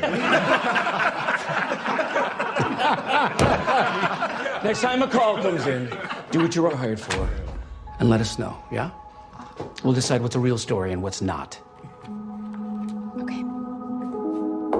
Bye-bye, Nancy Drew. Hey, it's okay. Nancy. Voilà, un extrait de l'épisode 3 de la saison 3 de Stranger Things. Du female gaze à la critique de cinéma, il n'y a qu'un pas. C'est un sujet que vous évoquez en conclusion de votre livre, Iris. Et là aussi, le sujet est on ne peut plus actuel, puisqu'une étude menée par le collectif 50-50, on y revient, vient de sortir, s'interrogeant sur la place des femmes dans la critique de cinéma. C'est une étude qui a été menée dans plusieurs pays européens, dont la France. Et c'est toi, Léa, qui t'es penchée sur le sujet. Tu vas nous faire un petit résumé de ce qui ressort donc, de la parité dans la critique ou non. Oui, alors je vais essayer de vous résumer tout ça. Finalement, le résultat est assez probant. Donc, à l'occasion du Festival de Berlin qui s'est achevé le week-end dernier, le collectif 50-50, qui, je le rappelle, mène une réflexion et qui se bat pour l'égalité et la diversité dans ce qu'Aïssa Maïga a appelé ironiquement la grande famille du cinéma. Et dans lequel on retrouve par exemple parmi les signataires Aïssa Maïga, Céline Sciamma, Adèle Haenel, Rebecca Zlotowski, mais aussi des hommes comme par exemple Laurent Canté ou Robin Campillo. Mais voilà, ils sont nombreux, elles sont nombreuses. A donc dévoilé une étude basée sur une analyse des critiques sur Allociné, qui se basait donc sur une période allant de mai 2018 à avril 2019 et qui fait état des tendances dans la critique de cinéma en Europe. Donc, comme tu le disais Brigitte, le collectif s'est intéressé à 7 pays européens qui ont chacun une forte tradition cinématographique. La France, le Danemark, l'Allemagne, l'Italie, la Pologne, l'Espagne et la Suède. Et ça permet donc de savoir aussi où se situe la France dans tout ça. Alors la tendance globale, c'est quand même que la critique, c'est un milieu très masculin partout en Europe. La France se situe en 3e position en matière de parité. Elle arrive 3e avec donc 31% des critiques qui sont écrites par des femmes contre... Alors, elle n'arrive pas très loin derrière l'Italie qui se situe en première position avec 33% des critiques qui sont écrites par des femmes et l'Allemagne où 32% des critiques sont écrites par des femmes. Alors, à distinguer un petit peu du chiffre du pourcentage de femmes parmi les critiques puisqu'elles sont 37%.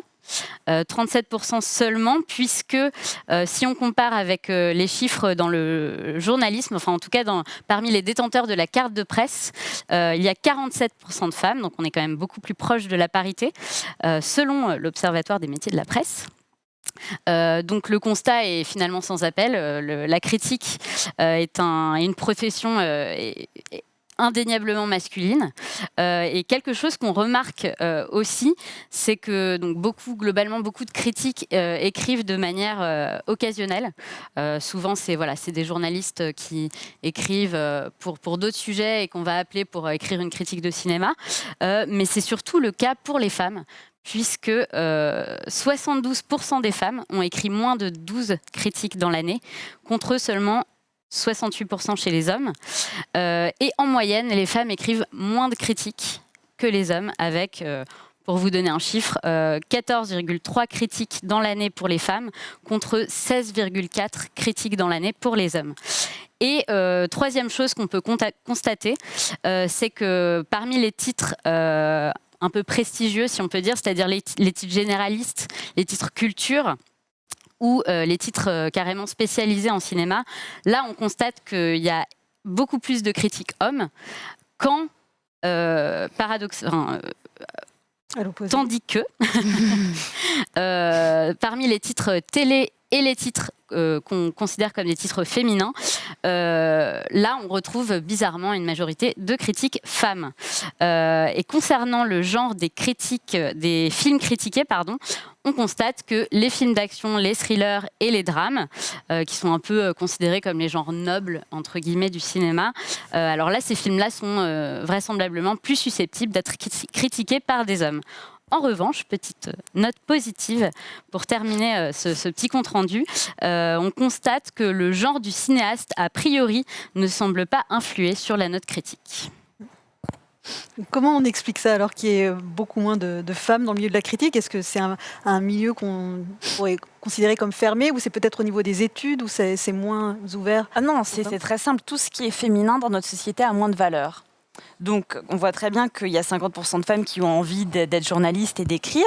On voit qu'elles se tournent vers les séries télé, parce que là, les séries, c'est considéré comme moins noble, moins important, donc c'est dévalué. Donc, quand c'est dévalué, c'est plus ouvert aux femmes. Je veux dire, c'est la même chose avec l'histoire d'Hollywood. Hollywood, dans les années 10, dans les années 20, il y a une centaine de femmes qui travaillent en tant que réalisatrices, scénaristes, monteuses, etc. Après 1930, il ne reste plus que 2 femmes cinéastes. Vous voyez, il y a un moment, quand tout d'un coup ça devient une industrie et que ça produit de l'argent, toutes les femmes vont être virées. Donc c'est la même chose qui se produit dans tous les secteurs. À partir du moment où c'est valorisé, c'est considéré comme un milieu masculin, plus d'hommes vont aller participer. Donc le journalisme, la critique cinéphile est considérée comme masculine et elle accueille plus de plumes critiques d'hommes. Et certaines femmes qui arrivent à travailler là-dedans, on va leur demander d'écrire sur les comédies romantiques. Donc ça, par contre, c'est genré, c'est-à-dire que le Tarantino, on va le donner à un mec, et puis le film qui est réalisé par une femme ou qui parle d'intimité, on va le donner à la critique femme. Donc tout ça, ça reproduit juste le sexisme qui existe dans notre société. Donc la critique de cinéma, c'est comme partout, quoi. Est-ce que ça réagit ou pas? Parce que Oui, non, ouais. Il y a beaucoup de gens qui s'énervent, donc je peux pas. D'accord.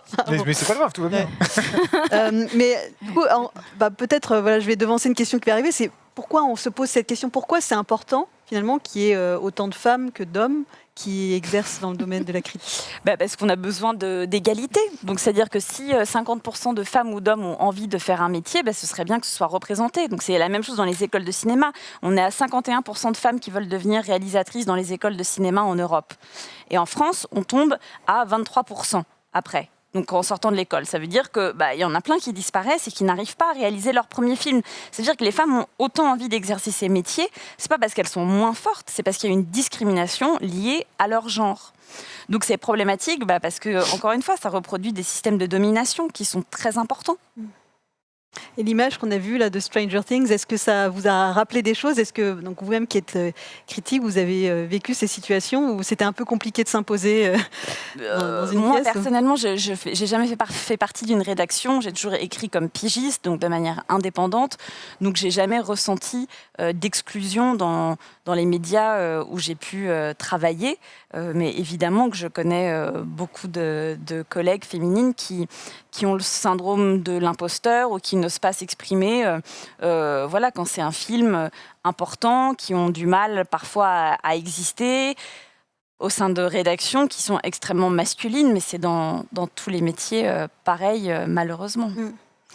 Alors, je disais, il y a beaucoup d'actualités qui entourent cette émission, qui font que le sujet était important à évoquer. Là, récemment, donc les Cahiers du cinéma ont été rachetés et quelques jours après, ça a provoqué la démission collective de toute la rédaction. Donc, c'est quand même quelque chose de très fort symboliquement, parce que les Cahiers du cinéma, c'est un des plus anciens magazines de critique. Enfin, vraiment, c'est peut-être le magazine le plus connu en France dans ce domaine. Donc, toute la rédaction s'en va. Et d'ailleurs, c'est une rédaction que vous évoquez dans votre livre à la fin, qui était aussi assez masculine. Donc là, on va peut-être ouvrir, je ne sais pas, une nouvelle page. Là, c'est difficile de répondre à cette question, mais ça s'est passé là, il y a 2-3 jours. Je pense qu'il y a un tournant vraiment à prendre et j'espère que ça ne va pas faire comme les Césars, c'est-à-dire que j'espère qu'ils ne vont pas reproduire les mêmes codes qui étaient déjà en place et qu'on va...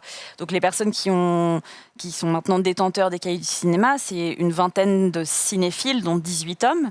Il va falloir voir quelle équipe ils mettent en place et je pense que la critique aujourd'hui a vraiment besoin d'un renouvellement profond pour intéresser les gens. Parce que les personnes qui lisent les Cahiers du cinéma, c'est vraiment une frange très minoritaire des cinéphiles, aussi parce que c'est une critique qui nous parle en surplomb et qui ne s'adresse pas de manière horizontale à leurs lecteurs et à leurs lectrices. Et on a besoin d'une critique qui soit plus inclusive, qui réfléchisse de manière collective et qui ne soit pas que... Vous voyez, il y a des chapelles, en fait, dans le monde critique. Donc on aime certains cinéastes, on en revient toujours à la nouvelle vague, à la politique des auteurs, mais il faut absolument que ces milieux-là, ils s'ouvrent aussi à toutes les questions qui sont contemporaines et que ça fasse partie de l'exercice critique, parce que l'exercice critique, c'est quoi ? C'est quand même son ressenti subjectif sur une œuvre. Donc on parle de nous quand on est critique. Notre goût, il est formé par plein de choses. Il n'y a pas un goût universel, où il n'y a pas une manière d'aimer un film. Et donc c'est cette réflexion qu'il faut mettre en avant et cette diversité de points de vue dont on a besoin. Parce que la critique est majoritairement masculine et elle est aussi majoritairement blanche. Donc ça conditionne la manière dont on voit les films. Oui, et puis il y a un lien de cause à effet entre... la critique et les films qui ensuite resteront dans les mémoires, dans l'histoire. Moi, c'est vrai que tout ce qui s'est passé, par exemple, par rapport à Portrait de la jeune fille en feu, le fait qu'il n'ait pas eu beaucoup de César, je me dis, c'est dommage parce que pour moi, c'est un film important par rapport à tout ce qu'on disait sur le female gaze. Et peut-être qu'on le retiendra moins qu'un autre film parce qu'une partie de la critique ne l'a pas compris, parce que les Césars ne l'ont pas reconnu. Il y a ça aussi qui est en jeu. On parle souvent du fait qu'il y a des images manquantes, de l'invisibilisation des femmes dans le milieu du cinéma, et ça passe aussi par là. On n'a pas su saisir l'importance de tel ou tel cinéaste femme, parce que voilà, la critique était peut-être... Les critiques font aussi la postérité un peu. Oui. Et c'est vrai qu'il y a un énorme pouvoir finalement des critiques en France. Il y a une tradition de la critique. Et du coup, il y a un énorme pouvoir des critiques par rapport à finalement ce qui va rester.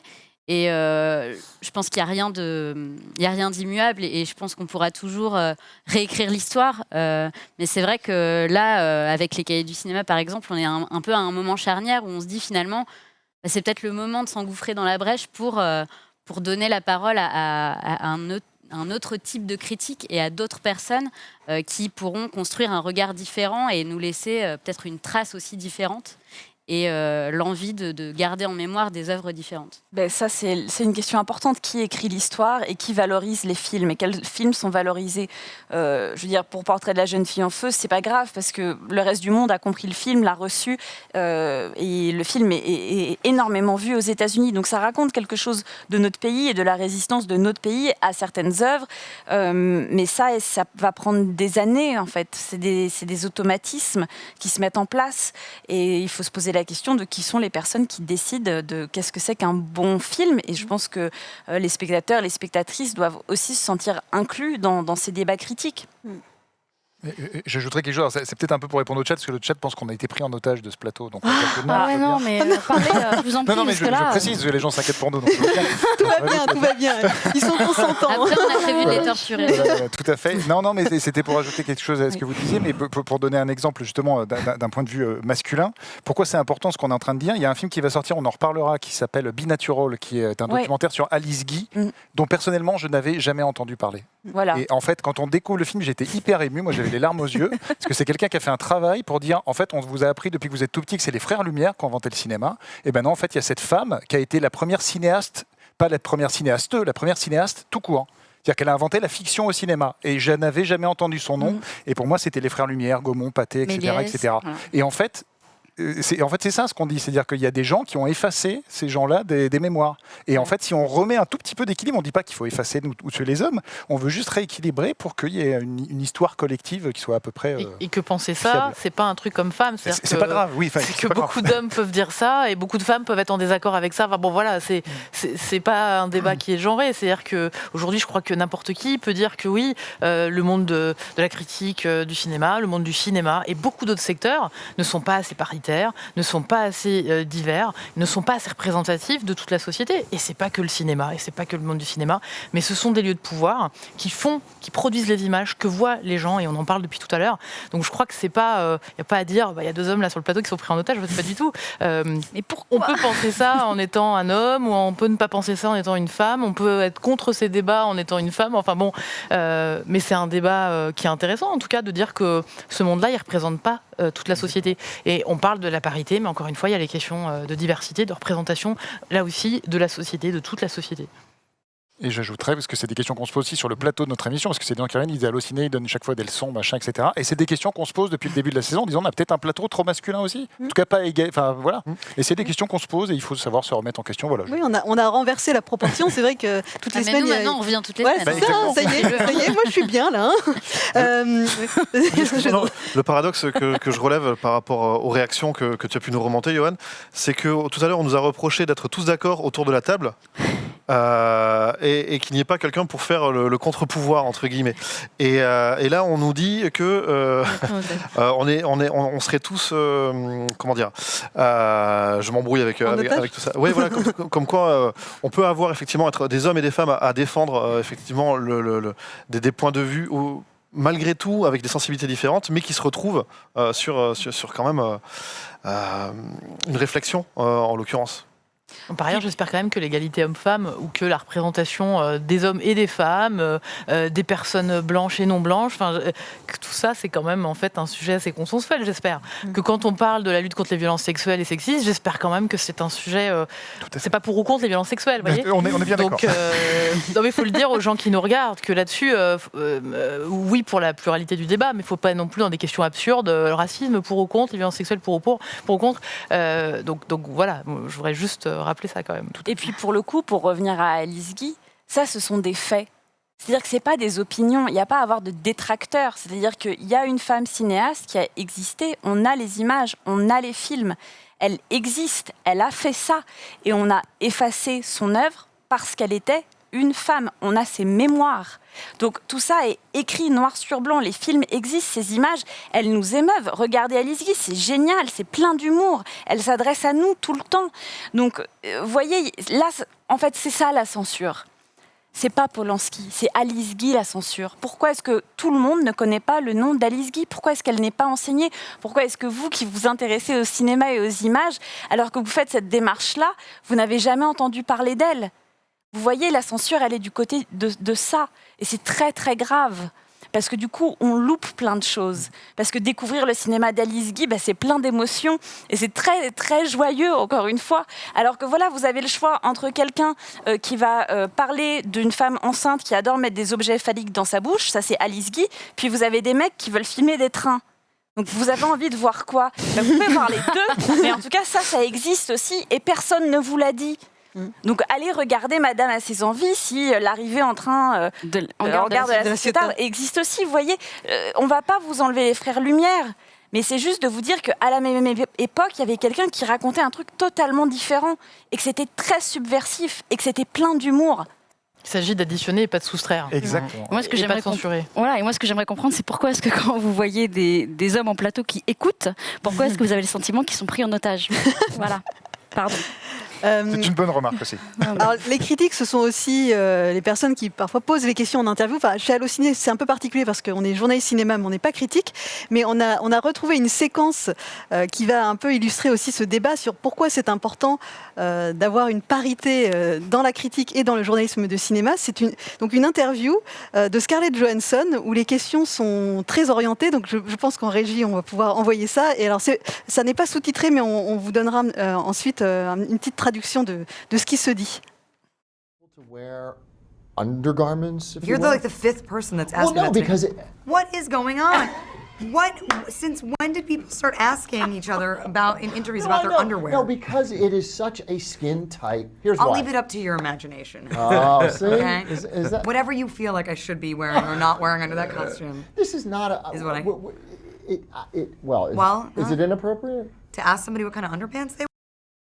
Donc, en gros, on lui a posé une question sur ses sous-vêtements dans le film. Voilà. Et bizarrement, on n'a pas posé la question à son voisin. Hein. Donc, évidemment, elle réagit fortement parce que voilà, il y a des questions qu'on ne poserait pas à un homme et qu'on lui a manifestement posées systématiquement pendant ses journées presse. Voilà. Donc, c'est parce qu'elle porte une tenue moulante dans le film, on lui demande si elle avait des sous-vêtements ou comment elle faisait pour porter ses sous-vêtements. Voilà, donc si vous vous posez la question de ce débat, ça l'illustre. Et on a une autre vidéo qui, dans la continuité de cette interview, alors là, je vais juste vous situer un tout petit peu. En fait, la journaliste a eu l'idée d'inverser les questions. Donc, les questions qu'elle aurait posées donc, il me semble que c'est à nouveau Scarlett Johansson. C'est Scarlett Johansson et Mark Ruffalo. Voilà, Mark Ruffalo. Elle a inversé les questions. Donc, en gros, elle va demander à Mark Ruffalo ce qu'il va porter ce soir sur le tapis rouge. Voilà, je vous laisse regarder. Stuck with the same questions all the time. What diet are you on? Can you wear underwear under the Black Widow costume? We might mix it up a bit today and flip it around. So feel free to embrace your feminine side, Mark. I do every single day. And you've got the premiere tonight. So Mark, what are you wearing on the red carpet this evening? A suit. I'm wearing a suit, a Burberry suit. Lovely. Yes, as my tip of a hat to being in London. Is it a tweed suit? No, it's not Just tweed. a regular suit. Yeah, it's actually a midnight blue. I'm sure you'll look very spiffy. Thank you very much. And do you have any special poses for the red carpet that you know are just going to be so flattering? Always the hands on the hips. The hands on the hips, I think, is always a good pose. That shows off for your me. waistline. Yeah, yes. Is that one of the good ones? Sure. And then What are the other? what about over Can your? you give me some Did they ever tips? go, Mark, over your shoulder? And then I part my lips just at the very end. Wow. That one, you know. I see the girls do that a lot. That's great. They do this lip part at the very end of Wow. Yeah. And it's so voluminous. It allows your. Yeah, it's very, I don't know what it is. Yeah, suggestive sensual, kind of. yeah. Ça aussi, voilà, ce sont des images manquantes. Hein. Bizarrement, on pose jamais ces questions aux hommes. Donc voilà, la journaliste a eu l'idée d'inverser les questions et du coup de demander ce que Mark Ruffalo allait poser, allait porter comme tenue à l'avant-première sur le tapis rouge et donc quelle pose il allait prendre. Voilà, là, ça les amuse, mais c'est vrai que si on peut poser tout le temps la question à Mark Ruffalo, peut-être qu'il réagirait pas pareil. Et voilà, pour situer, ça c'est donc nous on en fait régulièrement des journées presse comme ça, ce qu'on appelle des junkets où voilà. Ils vont rencontrer à la chaîne des journalistes qui leur posent tout le temps les mêmes questions. Et c'est vrai que quand on est sur les tapis rouges, on demande souvent aux femmes comment elles sont habillées, quels sont les couturiers qui les habillent. Sur le tapis rouge des Oscars, c'est limite la première question que les journalistes un peu mode vont poser et on ne le demande jamais aux hommes. Donc voilà, je trouvais que c'était une bonne façon de continuer ce débat sur sur la critique et aussi sur le sexisme. Et donc, on va enchaîner sur la dernière partie de ce débat, donc en recentrant sur un cas précis et sur votre enquête, Marine Turki, donc, qui s'appelle « Sexisme et misogynie plongée dans le masque et la plume », l'émission phare de France Inter. Donc, c'est une enquête que vous avez publiée il y a pile un mois sur Mediapart et qui fait aussi suite à un livre qui a fait débat, voilà, celui d'Éric Nehoff, et j'étais venue en parler ici à la rentrée de septembre. Ça s'appelle « Très cher cinéma français », et ce critique fait justement partie de l'équipe du Masque et la Plume. Vous en parlez beaucoup, Marine Turki, dans votre enquête, et il est, donc, comme l'indique le titre de votre enquête, il y a beaucoup de sexisme, et c'est ça que vous avez cherché à pointer dans cette quinzaine de pages. Alors, ce que je voudrais raconter déjà, c'est pourquoi on fait cet article-là. Et on fait cet article-là, pas parce qu'on se réveille un matin en se disant « Tiens, si on allait enquêter sur le masque et la plume », c'est parce que les auditeurs eux-mêmes et les auditrices de France Inter, de cette émission, ont massivement écrit, alerté à la médiatrice de Radio France, puisqu'à Radio France, il y a une médiatrice qui recueille un peu tous les courriers d'auditeurs et auditrices qui seraient contents, pas contents, qui ont des choses à dire. Et que parmi ces courriers, la médiatrice m'a dit avoir reçu depuis septembre, parce que j'ai interviewé depuis septembre, un grand nombre de messages qui se plaignaient notamment de commentaires sexistes ou misogynes de certains critiques de cette émission, qui est une émission culte. Il faut rappeler qu'elle existe depuis 1955, que c'est un peu la locomotive à audience, une des locomotives à audience de France Inter. 700 000 auditeurs, c'est ça. Et puis quasiment autant de podcasteurs. Donc c'est une grosse émission qui a un vrai succès et qui est un peu un rituel du dimanche soir pour beaucoup de gens. Donc c'est aussi ce qui fait que c'est intéressant de s'y intéresser et de voir pourquoi aujourd'hui il y a beaucoup d'auditeurs et d'auditrices qui disent là c'est pas possible en fait, on a des remarques sexistes en avalanche. Donc moi, qu'est-ce qu'on a voulu faire à Mediapart? Vous savez, on aime bien les faits, on aime bien vérifier. Et j'ai écouté 96 émissions, hein, c'est long, parce que chaque émission dure 1 heure, pour vérifier. Voilà, j'ai essayé de vérifier tout simplement, est-ce que oui ou non, il y a du sexisme en avalanche, de la misogynie, etc. Donc j'ai écouté, alors il y a des émissions sur le cinéma, il y a des émissions sur le théâtre, il y a des émissions sur les livres qui sortent, c'est jamais les mêmes chroniqueurs, mais il y a une vingtaine de chroniqueurs. Et effectivement, ce qui se dégage, il y a plusieurs choses. Il y a déjà des railleries beaucoup et une minoration des violences sexuelles, de la pédocriminalité. Il y a d'autre part un traitement différencié entre les actrices et les acteurs. Donc, quand on parle d'une actrice, elle va beaucoup être résumée à son physique, à son apparence, et l'acteur, on va parler de son jeu, on va dire qu'il est profond, ambigu, émouvant, et elle, en gros, on va dire qu'elle est belle, elle est magnifique, ou qu'au contraire elle est moche. Parfois ils disent qu'une telle a un gros cul, parfois non mais c'est ça. Donc ça m'a interpellée aussi. Et puis il y a dans une moindre mesure des propos racistes ou homophobes. Et parfois aussi beaucoup de mépris de classe. Voilà. Mais en tout cas pour ce qui nous intéresse là, le sexisme, moi ce qui m'a intéressé, c'est que si c'était de l'humour, comme se défendent certains critiques que j'ai interrogés, parce que j'ai voulu leur donner la parole, je ne me suis pas contentée de faire cette recension, je les ai interrogés. J'ai interrogé Jérôme Garcin, qui est l'animateur de cette émission, Laurence Bloch, la directrice de France Inter, d'autres critiques un peu piliers de cette émission. Et c'est vrai que là où l'argument de l'humour il est inopérant, c'est que quand vous faites sans blague sur les femmes ou sans blague, etc., il y a un moment, ce n'est plus de la blague. Et l'autre argument, c'est de dire que ce serait des blagues si vous le faites autant sur les hommes que les femmes. Et ce qui se dégage de 96 émissions écoutées, c'est que c'est surtout les femmes qui sont ciblées par ces remarques et réduites à leur physique, alors qu'il y aurait tellement d'autres choses à dire. Et puis surtout, la critique, elle peut être ironique, grinçante, acerbe, méchante, dure, sans être sexiste. Vous pouvez complètement faire une critique qui descend un film avec des arguments cinématographiques, par exemple. Et c'est un peu ce qu'on demande aux critiques de cinéma. Et ce qui m'a sauté aux yeux, c'est qu'en fait, par exemple, je prends un exemple pour que les gens qui nous regardent comprennent, la comédienne Marine Vact, qui a joué dans pas mal de films qui ont été chroniqués au Masque et la Plume, notamment Jeune et Jolie de François Ozon.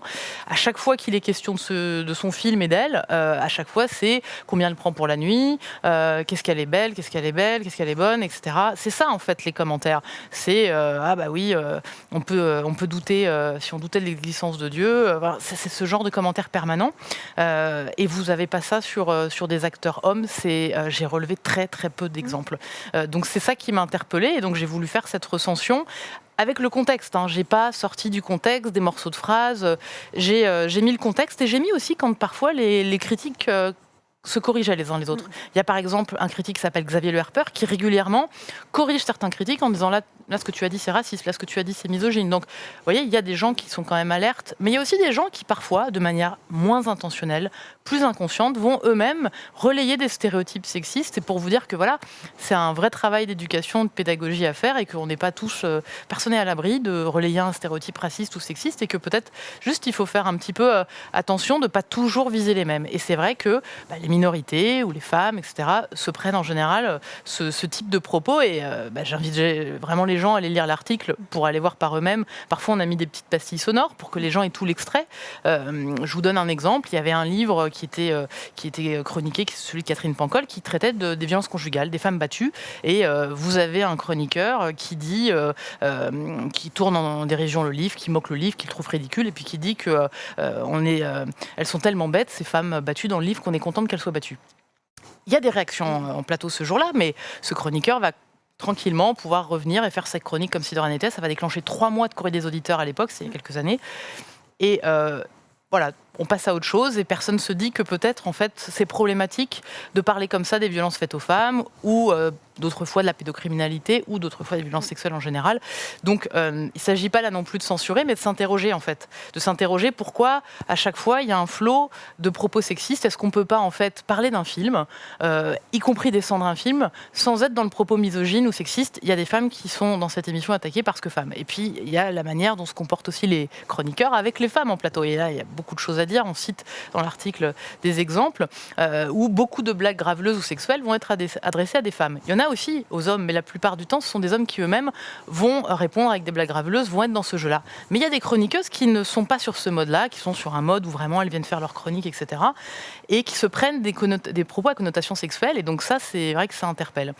Et je finis une dernière phrase là-dessus, mais c'est vrai qu'il y a une responsabilité de l'employeur qui est Radio France de ne pas exposer ses salariés, que ce soit en studio, en plateau, à des propos sexistes, racistes et compagnie. C'est-à-dire que la réponse de Radio France a été de dire que les gens qui sont choqués portent plainte. La justice, elle ne peut pas là-dessus tout régler. La justice, c'est une chose, mais la responsabilité de Radio France qui diffuse en libre antenne, c'est une chaîne de service public, ces propos, c'est quand même, ça pose question, et c'est cette question que je voulais poser avec cette recension. Et c'est là aussi que l'égalité et la parité est très importante, parce qu'il y a évidemment une corrélation entre le nombre d'hommes en plateau et à la fois le nombre de remarques sexistes et l'immobilisme aussi des gens qui sont autour. Parce que si, admettons, il y a une chroniqueuse face à 4 chroniqueurs, peut-être qu'elle va avoir envie de dire quelque chose et qu'elle va pas oser parce qu'elle sait que derrière, elle va s'en prendre deux fois la même chose. Donc là, si on se retrouve d'un coup en plateau avec un plateau paritaire... Même discussion que tout à l'heure. Non, mais finalement, c'est Jérôme Garcin, l'animateur de l'émission, le reconnaît dans l'article, puisqu'il a longuement la parole, et il explique qu'effectivement, le premier problème, c'est d'abord la parité dans les plateaux, parce qu'il a constaté, dit-il, qu'en août dernier, il y a eu 2 ou 3 plateaux de suite où il y avait que des hommes, des plateaux cinéma sur les sorties en salle, que des hommes. Et il dit là, j'ai senti l'ambiance un peu de vestiaire, de caserne, c'est lui qui le dit, et qu'il m'explique que ce jour-là, il n'y avait pas de femmes en plateau, il y en avait une qui était malade, il y en avait une qui n'était pas là. Donc, ambiance totalement masculine, et qu'il n'y avait pas la place peut-être à un peu plus de diversité, d'ouverture. Et effectivement, je m'aperçois dans cette recension que quand les plateaux sont plus mixtes, il y a moins il n'y a pas ces débordements en fait. Il n'y a pas ces propos, c'est au contraire beaucoup plus fluide et moins insultant en fait. Et ça peut être tout aussi... la critique peut être tout aussi aiguë et acerbe, etc. Encore une fois, c'est pas une question de polisser les choses et de dire on n'a plus le droit de dire ça et ça. C'est une question de pas attaquer systématiquement les mêmes, systématiquement les minorités, parce qu'il y a aussi encore une fois des propos homophobes dans cette émission parfois, des propos racistes, etc. Et ça change les ambiances. Et ça, c'est Jérôme Garcin lui-même qui le reconnaît. Alors ils sont en train en ce moment justement de recruter des femmes, c'est ce qu'il m'a dit, qu'au moment où j'ai fait cette enquête, ils étaient en train d'être conscients de ce problème et d'ouvrir. Donc voilà, c'est quelque chose qui est en cours. Mais ce que je voudrais dire, c'est qu'il y a beaucoup d'émissions de cinéma, de critiques cinéma, à la radio, à la télé, qui ne sont pas comme ça. Qui sont sur le même modèle, on passe en revue les films, les sorties littéraires, les sorties, et qui ne sont pas comme ça. Donc on peut parler avec beaucoup d'humour, on peut vraiment se marrer sur un plateau, sans attaquer, sans verser dans l'attaque misogyne, l'attaque raciste, l'attaque homophobe. Et si je peux ajouter juste un truc, un exemple qui va dans ce sens-là, qui fera peut-être comprendre, parce que moi, ça m'est arrivé, alors pas sur des attaques, mais l'autre jour, j'écrivais un texte sur Once Upon a Time in Hollywood, et je dis avec le trop cool Brad Pitt, le génial DiCaprio et la sublime Margot Robbie. Et puis en l'écrivant, je me suis dit, inverse le truc, et si en tant qu'homme, tu lisais quelqu'un qui met avec le trop sexy Brad Pitt, le trop beau Leonardo DiCaprio et la très intéressante Margot Robbie, tu dirais mais pourquoi elle me parle du physique de Brad Pitt, elle peut pas parler d'autre chose. Et voilà, c'est juste ça qu'il faut avoir en tête, et ça veut pas dire que c'est bien ou mal ce que j'ai fait, c'est-à-dire qu'il faut juste prendre un tout petit peu de recul sur ce qu'on fait.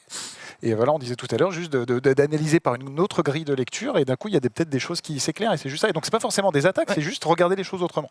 Encore une fois, il ne s'agit pas de dire qu'on n'a plus le droit de dire que les actrices sont belles, mais de constater qu'à chaque fois, on le dit pour les femmes et on ne le dit pas pour les hommes. Et on a le droit un petit peu d'un peu plus d'égalité. Et d'ailleurs, il y avait une auditrice qui comparait justement un film et la manière dont vous avez traité, je crois que c'était Marine Vax et Romain Duris, et il disait Romain Duris n'a pas eu le droit d'entendre à quel point il était beau dans ce film. Vous voyez, si on renverse les choses.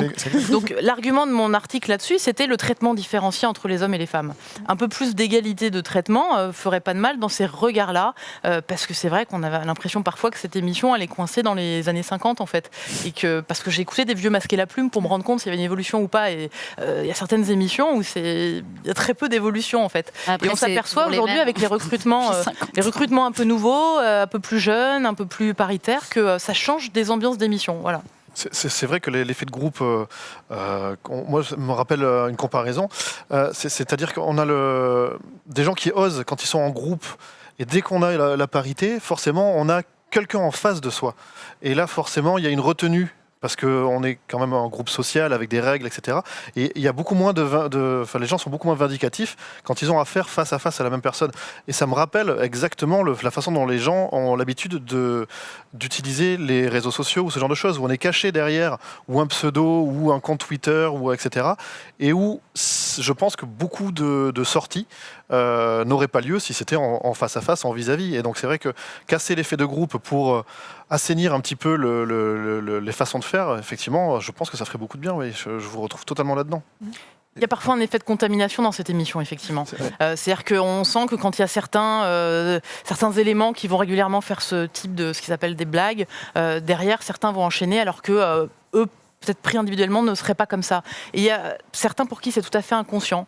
Mais ce que je crois, c'est que quand 100 fois vous faites la même blague, par exemple, Eric Nehoff, qui, dans son livre, met des propos où recycle un peu ses pseudo-blagues qu'il y a dans l'émission, c'est quelque chose qui est complètement assumé, en fait. On n'est pas dans le dérapage. Le dérapage, c'est quand une fois, vous n'avez pas contrôlé, vous êtes sorti de route et que vous regrettez vos propos. Xavier Le Harper a regretté certains propos qu'il avait eus sur Caroline Fourest, par exemple, et il le dit dans mon article.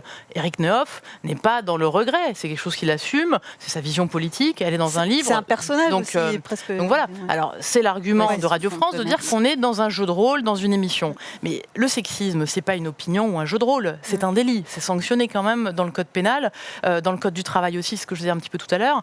Donc ça peut pas être considéré comme une opinion en soi, voyez, et surtout pas quand elle s'applique toujours dans un sens et à l'égard des mêmes. Donc voilà, en tout cas, moi je ne crois pas au dérapage, je crois que c'est quelque chose, s'agissant d'Eric Nehoff, qui est complètement assumé et qui est répété. Je précise que Jérôme Garcin, après notre entretien pour cet article, a convoqué Eric Nehoff, c'est ce qu'il m'a dit, pour lui dire que voilà, ses propos, c'était plus possible. Je ne sais pas ensuite ce qui s'est passé, ce qu'il en est advenu, mais en tout cas, c'est quelque chose qu'il a annoncé dans l'article. Tu voulais oui, non, c'était une précision qui n'avait rien à voir, mais c'était Siphon 1378 qui m'a dit que je m'étais trompé sur Alice Guy, tout ça, en disant que c'était la première femme cinéaste, alors que les Frères Lumière sont arrivés avant. En fait, les Frères Lumière filmaient du documentaire. Et c'est la première phase cinéaste au sens de fiction. Je disais, c'est la première réalisation, on va dire, qui a inventé la fiction. Et donc, on le doit à une femme avec les codes de la fiction. Et c'est ça qu'on apprend dans ce film et que l'histoire a effacé. Voilà. Et ça sort, c'est avril, je crois, début avril. Au mi-mars, oui. Voilà, j'ai pas la date exacte, mais oui, le film sur Alice Guy. Peut-être on peut terminer sur une image, parce que c'est aussi un peu ça qui m'avait donné envie qu'on fasse cette émission, ce débat.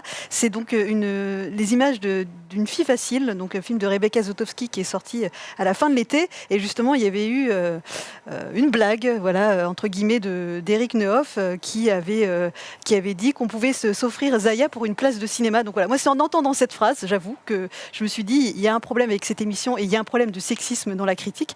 Donc voilà, je ne sais pas si on peut les avoir en arrière-plan, mais c'est donc un film avec Zaya, on la voit sur la plage et un peu dénudée. Voilà, on a coupé ces images. Voilà, j'ai coupé ces images. Si tout va bien, j'ai coupé ces images. C'est un film qui a été présenté à la quinzaine des réalisateurs cette année à Cannes, qu'on aurait pu retrouver au César d'ailleurs, mais qui a été oublié des nominations.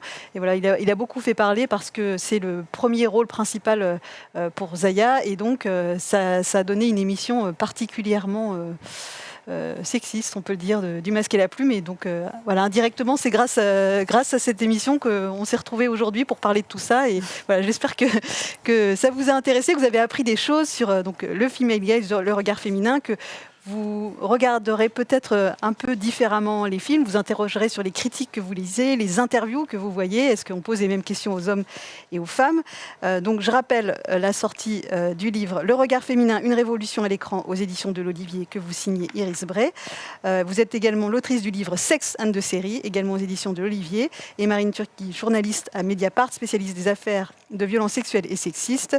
Vous avez donc sorti cette longue enquête qu'on peut retrouver sur Mediapart, et puis donc c'est vous qui aviez révélé le témoignage d'Adèle Haenel début novembre et assuré donc le suivi de cette affaire ces dernières semaines et ces derniers mois.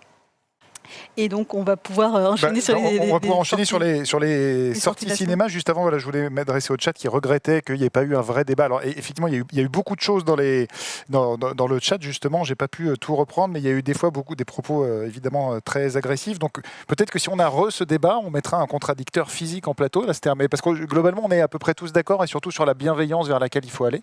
Moi, je ne comprends pas, en fait. Un débat sur quoi ? Je ne sais pas. C'est-à-dire que c'est compliqué. C'est-à-dire, de quoi est-ce qu'on va débattre, comme Marine l'a dit ? C'est-à-dire, les violences faites aux femmes, ce sont des violences. Un viol, ça s'appelle un crime. Il n'y a pas de débat à avoir sur ça. Ce qu'on propose, c'est de regarder les choses différemment. Il n'y a pas de débat à avoir sur ça. C'est une proposition qu'on fait. Les gens peuvent s'en emparer ou non. Personne n'impose rien, donc c'est juste, je sais pas, c'est comme si on vous proposait plusieurs plats sur un menu et vous avez le choix de prendre un plat ou non. C'est juste vous dire ça existe si vous avez envie de vous intéresser à la cuisine russe. J'en sais rien. Enfin, c'est-à-dire que y a pas de débat, il n'y a pas de contradiction à avoir. C'est juste, c'est là si vous en avez envie. C'est tout. C'est quelque chose de très culturel, français, de vouloir quelque chose de binaire, pour ou contre, vous savez. Sur tous les plateaux, sur CNews, on va vous mettre Éric Zemmour, et puis face à lui, quelqu'un qui pense complètement l'inverse, quitte à ce qu'on laisse des outrances être dites en plateau et autres. Vous voyez, aux États-Unis, par exemple, quand nous, on était encore à débattre en France du principe même de MeToo, aux États-Unis, ils étaient déjà sur les limites ou l'impact de MeToo. Vous voyez ? Donc, il y a quelque chose qui, en fait, empêche d'aller en profondeur dans le débat en France, de pas vouloir, en fait, de vouloir juste être pour ou contre avec des gens qui s'engueulent. Mais là, je ne vois pas trop le pour ou contre, effectivement. D'ailleurs, je suis pas sûre que les défenseurs de Polanski auraient voulu être sur ce plateau, parce qu'encore une fois, ils sont dans l'idée qu'on essaie de censurer des choses, alors que ce qu'on dit, c'est tout l'inverse aujourd'hui. C'est qu'il y a des récits qu'il ne faut pas taire. Moi, je pense qu'aujourd'hui, les accusatrices de Roman Polanski ont autant que lui droit à la parole et qu'il faut entendre ces récits et qu'on les découvre aujourd'hui beaucoup trop tard alors qu'ils existent depuis des décennies. Donc je pense en fait que c'est bien aujourd'hui de pouvoir dire qu'il y a d'autres regards, qu'il y a d'autres choses et que ces récits, il ne faut pas les taire évidemment. Et d'ailleurs, j'en profite pour dire que dans votre longue enquête sur le Masque et la Plume, vous parlez longuement de J'accuse. Donc là aussi, une façon de boucler la boucle sur le traitement qui a été fait sur l'émission. Donc, voilà. Oui, parce que ça fait partie de ce que les auditeurs ont reproché beaucoup au Masque et la Plume, qui s'est vu un petit peu dans une bulle et qui n'a pas du tout parlé de ce qui se passait au même moment, c'est-à-dire ce gros débat sur l'homme et l'artiste, la séparation, et puis ce gros débat sur est-ce qu'on mentionne ou pas les accusations qui, comme on l'a dit tout à l'heure, ont inspiré son œuvre. Pour terminer, et pour aller dans le sens d'Iris, on veut juste enrichir le menu. Voilà, c'est tout ça. Pour reprendre la métaphore du restaurant. Est-ce qu'on lance un jingle pour 5 minutes ? On est fou ? On lance un jingle pour 5 minutes ? On a le droit de faire ça ? On peut faire ça. On fait ça. Jingle sortie de la semaine. Come on. Yeah. Donc simplement, voilà, pour vous parler des sorties de la semaine, parce qu'il y a plein de choses à voir au cinéma et en série. Il nous reste 4 minutes pour en parler. On voulait déjà vous parler du nouveau film Pixar qui s'appelle En Avant. Donc je dis à la régie, le film qui était prévu en premier, j'en parlerai à la fin parce que c'est le film qui me tient le plus à cœur cette semaine. En Avant, le nouveau film Pixar signé Dan Scanlon avec Thomas Oliveres et Pio Marmaille côté VF, Tom Holland et Chris Pratt côté VO. L'histoire de deux frères qui vont faire un voyage et un road trip dans un monde elfique et héroïque fantasy suite au décès de leur père. Et c'est un très beau film sur le deuil. On l'attendait comme un Pixar assez mineur et selon ceux qui l'ont vu, c'est un Pixar qui vous cueille comme là-haut. Ce qui est plutôt une très bonne nouvelle. Il y a également De Gaulle, porté par Lambert Wilson et Isabelle Carré dans le rôle de Madame De Gaulle, et un film qui revient sur une période qui n'avait pas été traitée à l'écran, c'est-à-dire le moment de l'appel du 18 juin. Dans un tout autre genre, Papy Sitter. Faut arrêter avec ces titres. Gérard Lanvin, Olivier Marchal et la révélation Camille Aguilar, voilà, qui est prise entre deux papillons, on le voit, qui vont la garder et évidemment se disputer puisque l'un est très cool et l'autre est très rigide. On le voit sur l'affiche avec l'uniforme et la veste ouverte. L'opposition. Il y a La communion de Jan Komasa, qui est donc un film polonais dans lequel un jeune repris de justice qui rêve d'être prêtre va mettre un peu le feu à un petit village et à la paroisse. Et, le film était nommé à l'Oscar du meilleur film étranger face à Parasite. Donc ça mérite quand même de jeter un coup d'œil. Et pour terminer côté cinéma, avant que je parle d'un film important, il y a Monos, qui est un film très étrange, mais une vraie expérience de cinoche, qui raconte comment des enfants soldats gardent une otage américaine dans la jungle colombienne et comment tout ce joli monde devient fou. Et c'est porté par des performances assez hallucinantes, notamment de Julianne Nicholson qui joue l'otage et Moïse Arias qui joue l'un des gardiens. Et c'est vraiment un film un peu qui rappelle Aguirre, La colère des dieux, les moments où on devient fou dans la jungle. Quoi. Et moi j'aime bien ce genre de film. Voilà. Et le dernier film dont on voulait vous parler, il s'appelle Woman. Qui est signé Yann Arthus Bertrand et Anastasia Mikova, et surtout Anastasia Mikova, puisque quand j'ai eu le plaisir de rencontrer ce duo, et Yann Arthus Bertrand, qui est un peu une marque à lui tout seul et qui vend ses documentaires, me dit sur ce coup-là, j'ai beaucoup laissé la main à Anastasia et une équipe de monteuses, et en fait, qu'est-ce que le projet ? C'est de donner la parole à 2000 femmes à travers le monde, venues 2000 femmes de 50 pays, et qui parlent de sujets dont on a parlé, comme l'égalité, le monde du travail, comment faire sa place, mais aussi les violences sexuelles, le droit à la sexualité, le droit au plaisir, le droit à l'éducation, et d'avoir toutes ces femmes qui nous racontent le monde, et on se rend compte que sous plein d'expériences différentes, naît finalement une seule expérience assez cohérente. Visiblement, toutes les femmes du monde entier vivent un peu la même chose. C'est quelque chose de très émouvant et très intéressant. Donc je vous propose qu'on termine sur la bande-annonce de ce film pour se quitter. On voulait vous remercier en tout cas, encore une fois, d'avoir été en plateau avec nous. C'est hyper intéressant. On va pas avoir le temps pour la bande-annonce. Ah oui. Oh là là, elle est déprimante cette régie. Allez voir la bande-annonce sur Allociné. Voilà. Et sachez qu'il y a un livre qui sort parallèlement, puisque dans un film d'1h50, on ne peut pas mettre tous les témoignages. Donc en fait, en tout cas, le livre compilera tous les témoignages. Une exposition à partir du mois de mai, et surtout, la plupart des bénéfices seront reversés à une fondation qui va former les femmes du monde entier au métier des médias, et pour justement continuer à parler de tous ces sujets qui nous intéressent. Voilà. Et donc allez voir Woman, je vous le recommande vivement. Merci beaucoup en tout cas d'avoir été en plateau. Merci pour cette émission. Merci Brigitte, tu fais très bien là. Avec le mini Michel, c'était très bien. Allez au cinéma, regardez des séries. À la semaine prochaine, à très bientôt. Salut.